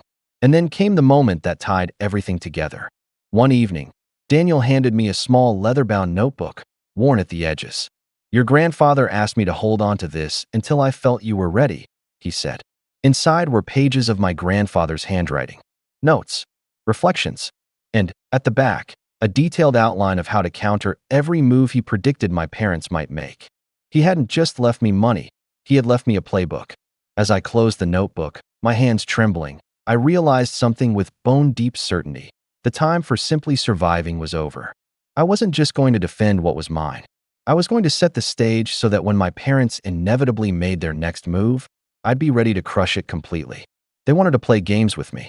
They had no idea I was already holding the winning hand. The breaking point came faster than I expected. My parents had been circling for months, sending letters, hinting through neighbors, and making not-so-subtle remarks whenever we crossed paths in town. But when they finally made their move, they went big. Too big. One crisp autumn morning, I got a call from Daniel. His voice was calm, but there was a sharpness to it I hadn't heard before. "Oliver, your parents filed a petition with the court this morning. They're claiming you're unfit to manage the estate and are requesting guardianship of the assets." Guardianship. They were actually trying to have me declared incompetent. At 27 years old, after everything I'd built for myself. I almost laughed when he told me, the absurdity of it nearly overwhelming. But then the sting hit, because this wasn't just another attempt to manipulate me behind closed doors. This was public. This was them dragging my name through the mud, trying to brand me as incapable in front of the entire community. And that was their mistake. Daniel and I had been preparing for months, quietly collecting every scrap of evidence of their interference. The attempted bank access, the manipulative letters, the rumors they'd spread, the will stipulations my grandfather had laid out with surgical precision. Piece by piece, we had built a case so airtight it practically glowed. The court date arrived on a gray Tuesday morning. I walked into that courtroom in a simple suit, no entourage, no theatrics. My parents were already seated, flanking Claire like loyal soldiers. They looked smug, confident, as though the outcome was already sealed. My mother even had the nerve to smile at me, her expression syrupy sweet, like she was forgiving me for forcing this spectacle. But when the judge called us to order and my parents' attorney began his opening statement, the cracks showed immediately. He painted me as irresponsible, emotionally unstable, someone prone to financial recklessness. He cited my lack of experience and my modest background. Claire nodded dramatically at each point, playing her role to perfection. And then it was our turn. Daniel rose slowly, his presence commanding without needing to raise his voice. Your Honor, what we have here is not a question of competence, but of greed. He began laying out the documents, one after another. The forged attempt at the bank, the letters proposing that I hand over control, the text messages dripping with condescension, the stipulations in the will that explicitly disinherited my parents if they so much as attempted to interfere. The courtroom grew quieter with each piece of evidence. My parents shifted uncomfortably, their smugness slipping. Claire's jaw tightened, her arms folding across her chest. And then came the final blow. Daniel held up the leather-bound notebook my grandfather had left me.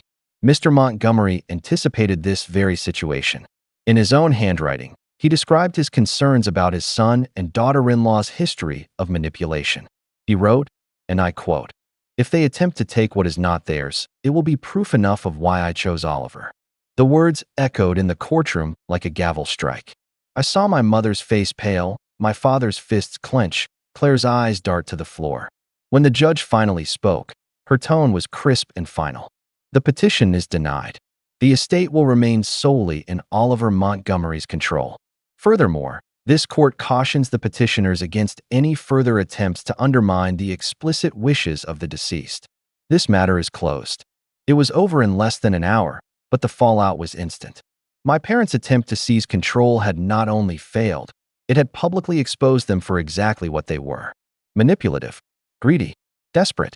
As we left the courtroom, my mother tried one last time. She reached out, her voice trembling with false warmth. "Oliver, sweetheart, we only did this for you. You don't understand how much pressure this is. Let us." I stopped and looked at her, calm in a way I hadn't been my entire life. "No," I said simply. "You did it for yourselves. Grandpa knew it. And now everyone else does too." Her hand froze in the air before dropping to her side. My father muttered something under his breath, but he couldn't even meet my eyes. Claire stormed ahead, her heels clicking like gunshots against the marble floor. I walked out of that courthouse with the weight of years lifted from my shoulders. Not only had I defended my grandfather's trust, but I'd done it with a calm they never expected from me. They had underestimated me every step of the way, and in the end, their own arrogance had undone them. But this was only the beginning of their reckoning. Because while the courtroom had settled the legal battle, the real fallout, the social, the personal, the irreversible, was still waiting just around the corner. The weeks after the court hearing were like watching dominoes fall, one after another, in slow motion. My parents had walked into that courtroom believing they'd win, believing they could bend the world the same way they'd bent me when I was young. But the judge's ruling had done more than deny their petition. It had stripped away the illusion they'd built for decades. And once the mask slipped, the whole town began to see them differently. It started small. My mom's circle of friends at the country club, the ones she'd spent years gossiping with, began to distance themselves. Where once she'd been the center of attention, now conversations stopped when she walked into the room. One woman even told me, quietly, We had no idea how badly they treated you, Oliver. I'm sorry. My mom tried to keep up appearances, but the icy smiles and hushed whispers told me her reputation was collapsing. My father fared no better. His company had heard about the hearing. Small towns have a way of carrying stories into every corner. And suddenly, his financial expertise wasn't such an asset anymore. Clients grew wary, meetings were canceled, and eventually, word spread that he'd been asked to take an early retirement. For a man whose identity was tied entirely to his career, the humiliation was devastating. And Claire, oh, Claire, her fall was the sharpest of all. She had built her social status on the back of being the golden child, the one who could do no wrong, the one who mocked me while being showered with gifts. But after the hearing, people saw her differently. At parties, she was no longer the center of attention, just the girl who had tried to steal from her own brother and failed. Her boyfriend left her not long after, and I heard through the grapevine that she'd moved back in with my parents. The three of them, under one roof again, feeding off each other's bitterness like a slow poison. Meanwhile, my own life expanded in ways I hadn't imagined. The estate wasn't just money, it was opportunity. I invested in myself, in projects my grandfather would have been proud of. The charity board grew into something larger, and I found myself stepping into leadership roles where my voice mattered. For the first time in my life, I wasn't the outsider. I wasn't the disappointment. I was someone people respected. But the most powerful moment came one evening when I drove past my parents' house. The same house I'd been thrown out of at 18 with nothing but a backpack. The porch light was on, but the lawn was unkempt, the shutters in need of paint. The house looked tired, worn down, almost like the people inside it. I parked across the street for a while, watching. Memories washed over me. The night of my exile, the years of mockery, the endless comparisons to Claire. For so long, this place had represented my failure, my shame. But now, looking at it, I felt nothing but clarity. They hadn't destroyed me. They had forged me. Every insult, every dismissal, every cruel word had built the resolve I carried now. And then I realized. The revenge was complete not because I had humiliated them in court, not because they'd lost their standing, but because I no longer needed their approval. Their power over me was gone. Entirely. I rolled down my window, letting the cool night air in, and whispered to myself words I'd never dared say before. Grandpa was right. I decide what I'm worth. With that, I put the car in gear and drove away, leaving the house, and everything it represented, behind me. They had tried to cut me out of their lives. In the end, I had cut them out of mine. And this time, it was permanent. My name is Eric, I'm 29, and until last year, I thought I understood what family meant. Not the Hallmark card version, but the kind you build your life around, even if it means carrying more than your share of the weight. I've always been the quiet one, the responsible son, the one who sends flowers on birthdays and picks up the slack when nobody else even notices there is slack. But I didn't grow up thinking I'd be the backbone of a family that constantly made me feel like I was disposable. That part happened slowly, almost quietly, like rot under the floorboards you don't see until it all caves in. Growing up, I was the middle child. My older brother, Adam, was the golden boy, varsity football, charming, always with a crowd around him. My younger sister, Mia, was the princess from the moment she was born. And me? I was the one who got B-plus grades and was told I wasn't living up to my potential. I didn't mind, really. I kept my head down, got a scholarship, moved out, and eventually started my own small IT firm that, by some miracle, took off after 3 grueling years of ramen, 16-hour days, and getting ghosted by every investor I pitched to. The funny thing is, when I was struggling, they were silent. But when the money came in, that's when I became family again. It started small. My dad asked if I could help cover the remainder of Adam's car payments, just until he gets promoted. Then came Mia's private college tuition, only because the financial aid didn't cover enough. My mom needed help with the roof repairs, then the heating system, then the kitchen remodel she always dreamed of. And just like that, I was paying for 3 households and still getting texts like, "Can you Venmo me for the groceries?" At first, I didn't mind. I was grateful I could help. I even convinced myself I was building something, a legacy, maybe. I figured one day I'd be able to look back and say I made life better for the people I loved. But something about the way they treated it, like it was owed, like I wasn't doing anything special, started eating at me. Last Thanksgiving was the turning point. I hosted, not because I wanted to show off, but because I finally had a home big enough to seat everyone. I had it catered, cleaned, set up a fire pit in the backyard. Nobody offered to help, not even with dishes. Adam made a toast halfway through, talking about how lucky we are to have each other and how family always comes through, never once mentioning the fact that I paid for the whole thing. Mia brought her new boyfriend and barely looked up from her phone. And my dad? He spent the entire evening talking about how things were tougher in his day and how kids now have it easy. I swallowed it all with a smile. But inside, I was already pulling away. Then came the night that unraveled it. It was a random Tuesday, maybe 2 months later. I had just finished a long meeting and came home to a voice message from my dad. His voice was clipped, tired, and sharp in the way only dads know how to be. He said, "All you do is take. You've never given this family anything worth remembering. If you had any pride, you'd stop acting like we owe you something and just leave." It stunned me. For a second, I thought I misheard it. So I played it again. "All you do is take." I didn't yell. I didn't call back. I just stared at the message for a while, then walked over to the window and looked out at the city lights I used to love. Something inside me gave out quietly, like an old hinge snapping underweight.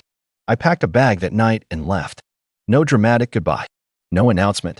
I even let my assistant know to pause all outgoing payments tied to family accounts. Just a clean, silent break. 3 days went by. Then a week. Radio silence. No one called. No one texted.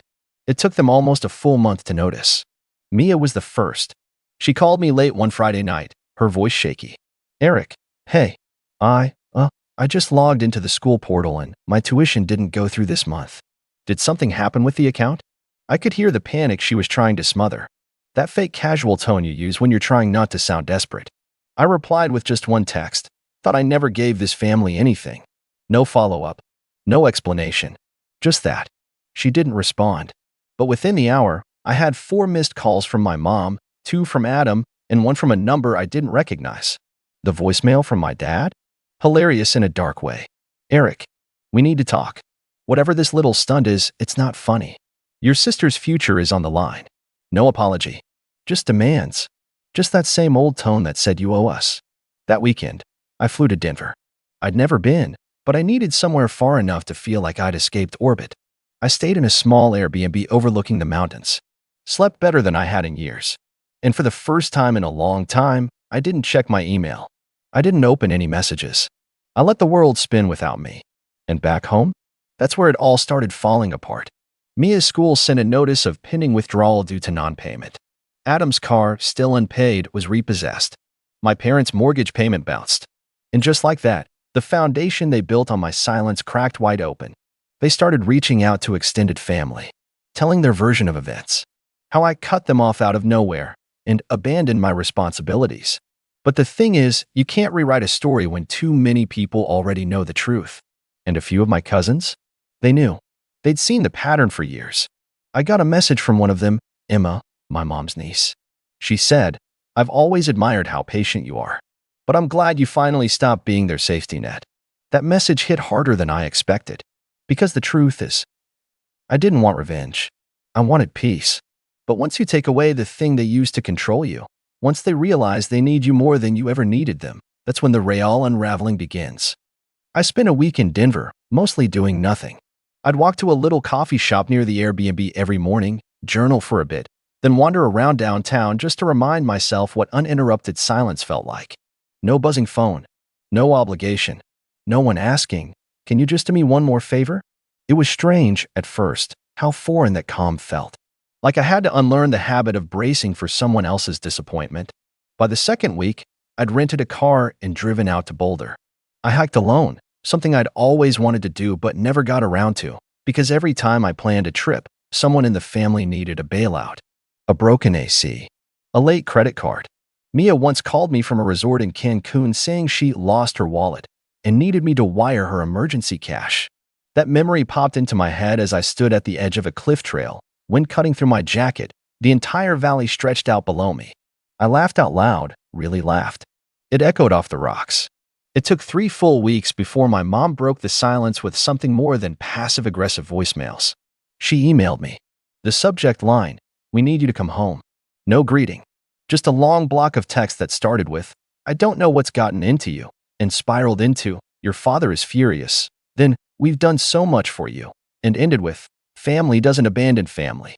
I stared at it for a long time. Family doesn't abandon family. Except they did. Every time they made me feel like a debit card with a heartbeat. Every birthday they forgot. Every time they took money from me without a thank you. Every holiday where I sat in the background while Adam gave his speeches and Mia got showered in gifts. They didn't call it abandonment. They called it tradition. I didn't reply. Instead, I forwarded the email to my lawyer, Daniel, who'd helped me set up a trust fund years ago. I told him to start the process of transferring the remaining educational payments to a scholarship program for first-gen college students, the ones who actually needed help, the ones who wouldn't laugh behind my back while draining my bank account. I also asked him to look into who was listed on the deed for the lake house, the one my parents used every summer, paid off in full by me, under the false promise that it would be a shared family investment. Turns out, my name was still on the paperwork. So I made a decision. That Sunday morning, I booked a flight back home, not to reconcile, not to be guilt, but to collect receipts. I didn't tell anyone I was coming. I landed around noon, picked up a rental, and drove straight to the house. The same house I helped renovate when Dad threatened to sell it unless someone paid to fix the water damage. It looked the same, familiar and fake, like a movie set built to look like home. As I pulled up the driveway, I saw Adam's old pickup parked outside. I figured he moved back in after the repo. I didn't knock. I walked in with the spare key my mom forgot I had. The moment I stepped into the living room, I heard voices. He's being dramatic, Adam was saying. He'll come crawling back once he gets over himself. Mia's voice followed, quieter. I just don't get why he's doing this. I mean, it's not that much money to him, is it? My dad grumbled something I couldn't quite make out. Then, loud and clear, Eric's always been the weakest. Hiding behind his computer. Acting like money makes him special. I stood there in the hallway, unseen, as they continued tearing me apart like I wasn't the reason the lights were on. I didn't cry. I didn't storm in. I didn't even feel anger. Just confirmation. They never saw me. Not really. I backed out quietly and drove to the lake house. I walked through the front door, took one long look at the open-plan kitchen, the wall of family photos that didn't include a single one of me, and started snapping pictures for the real estate listing. By nightfall, my lawyer had everything he needed to initiate the sale. That was Saturday. On Monday, I sent one final message in the family group chat. You said I never gave this family anything. So I'm finally giving you what you've always acted like you wanted: distance. No more tuition. No more car payments. No more roof repairs. Sell your own memories. I'm out. I left the group chat and blocked them all. I thought that would be the end of it. But what I didn't realize was just how deep the web of dependence had gone and how fast it would unravel once I cut every thread. Because within the week, Mia was facing expulsion. Adam? Fired after missing too many shifts trying to figure things out. My parents? Let's just say their bank called with questions about a mortgage they could no longer afford. And me? Well, I was already halfway to the airport for a new trip. This time, Tokyo. First class. No guilt. No strings. But the real kicker? What happened the next time they tried to crawl back? I was somewhere over the Pacific when my phone finally caught up to the chaos I'd left behind. Dozens of missed calls. Voicemails from numbers I didn't recognize. Friends of Mia, probably, or someone trying to talk sense into me on my family's behalf. There were texts from my dad that looked like they started as threats, but quickly unraveled into desperate half-sentences like, "We didn't mean it that way," and "You're still our son." That one made me laugh. I didn't listen to a single voicemail. Didn't open any of the attachments. I just watched the notifications stack up like a silent slideshow of panic. It's funny how people who say you've never given anything suddenly remember exactly how much you gave once it's gone. Tokyo was everything I needed: clean, quiet, anonymous. I wandered through temples and neon-lit arcades, let my mind breathe in a way I didn't know was possible. No guilt weighing down my shoulders. No surprise emergencies. For the first time in my life, I was just me. Not someone's backup plan. Not the family fixer. 2 weeks into the trip, I finally unblocked just one person, Emma, my cousin. She'd sent a single message during the whole fallout. No pleading, no drama. Just, when you're ready to talk, I'm here. Not to convince you, just to listen. I met up with her after I got back.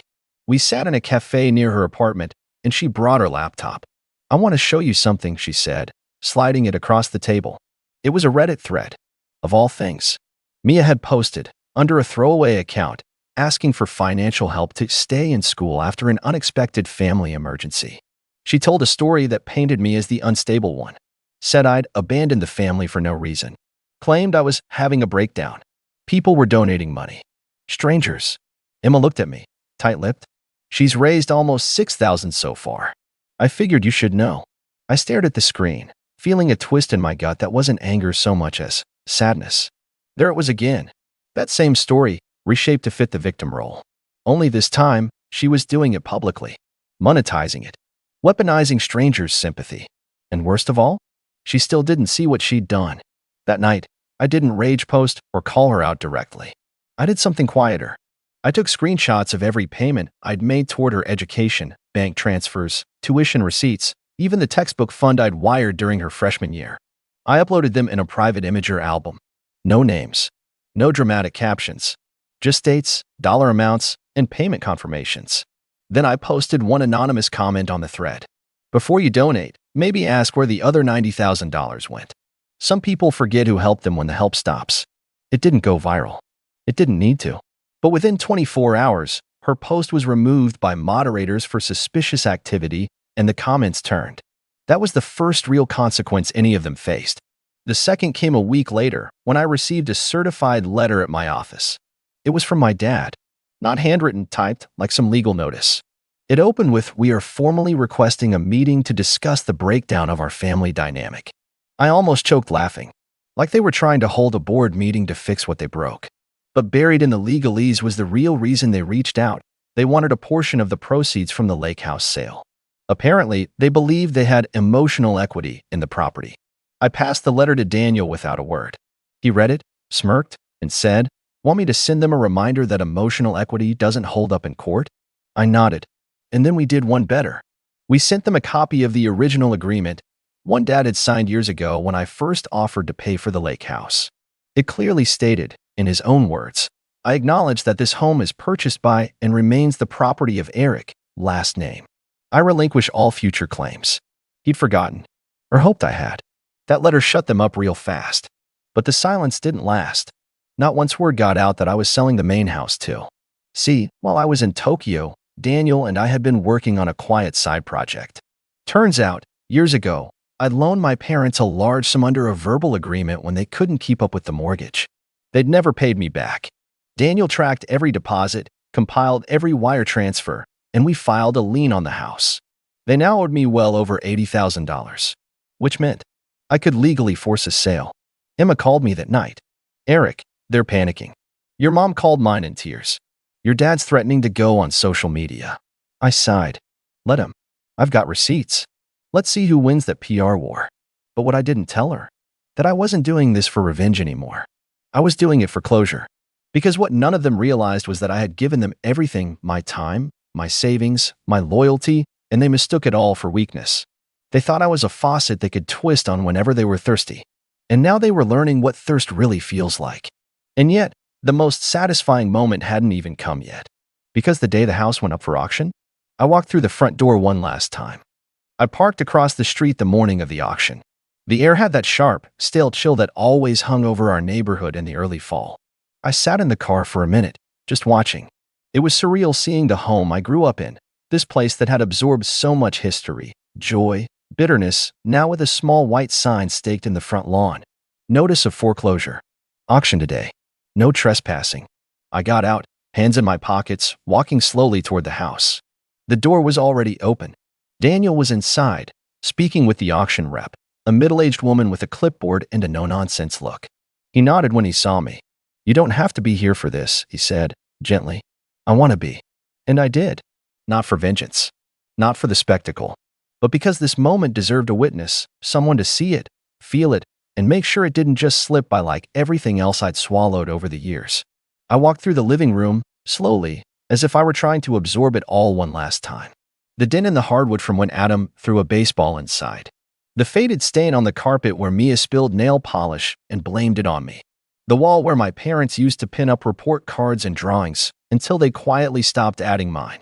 It was strange how little of myself I saw here. Like I'd been a ghost in my own family story. I stepped into the kitchen next. That one hit harder. I remembered late nights helping Mom prep for holiday dinners, scrubbing dishes while she pretended not to hear Dad ranting in the other room, laughing with Emma over burnt pies and undercooked turkeys. And now, it was just a kitchen, a box of walls and forgotten effort. There was a photo still on the counter, one of the entire family, taken 2 Christmases ago at my expense. I remembered paying the photographer's deposit, the matching outfits they insisted on, and how they cropped me out when they posted it online. I picked up the photo, looked at it for a long moment, then turned it face down. By noon, a few cars had started to arrive. A couple of serious bidders, some curious neighbors, and then, finally, my family. They pulled up in Dad's old Chevy, all packed in like some twisted family road trip. Mia got out first. Her face was blotchy, red-rimmed eyes behind oversized sunglasses. Adam followed, scowling, clearly here just to play enforcer. And then my parents. Mom looked worn down, 10 years older than the last time I'd seen her. Dad, well, he still walked like he thought he owned the ground. He spotted me instantly. Eric, he called out, voice low and bristling. We need to talk. Now. I didn't move. He strode up, Adam a step behind him like a shadow. You're really doing this? Dad said. You're going to humiliate your own family? Over what, exactly? Some perceived slight. I looked him in the eye for the first time in years. It's not a slight, I said calmly. It's a pattern, and it ends today. You ungrateful little, he started, but I raised a hand. Don't. Just don't. Mia joined them now, her voice cracking. I'm going to lose my scholarship because of this. I had to drop 2 classes already. Why are you doing this to us? I turned to her. I paid for your first 3 years. Every tuition bill. Every textbook. You never said thank you. Not once. Instead, you let them convince you I was the problem. I didn't, she started. You posted online that I was unstable, I said, pulling out my phone. You lied to strangers for money. And now you want sympathy? Her face crumpled. Mom finally spoke.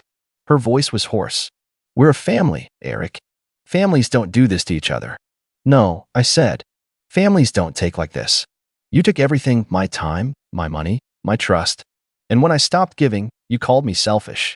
The auctioneer's voice rang out then, sharp and professional. We'll begin the auction in 5 minutes. Dad looked around, suddenly less sure of himself. You can't do this. You wouldn't even have this house if it weren't for us. You're right, I said. So I'm taking it back. They stood there, rooted to the driveway, helpless for the first time in years.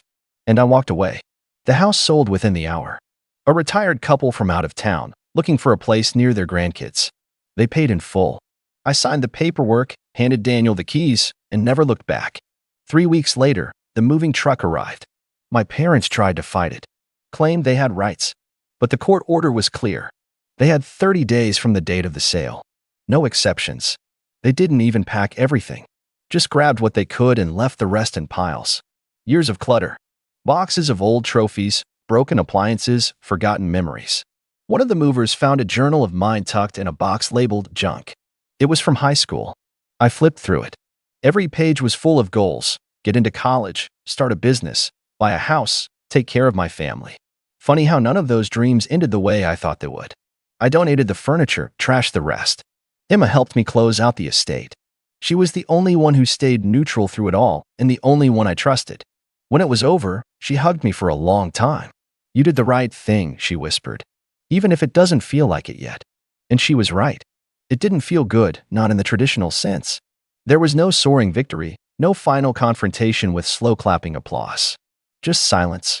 A sharp, echoing silence that slowly gave way to peace. I moved shortly after that. Bought a loft in a different city.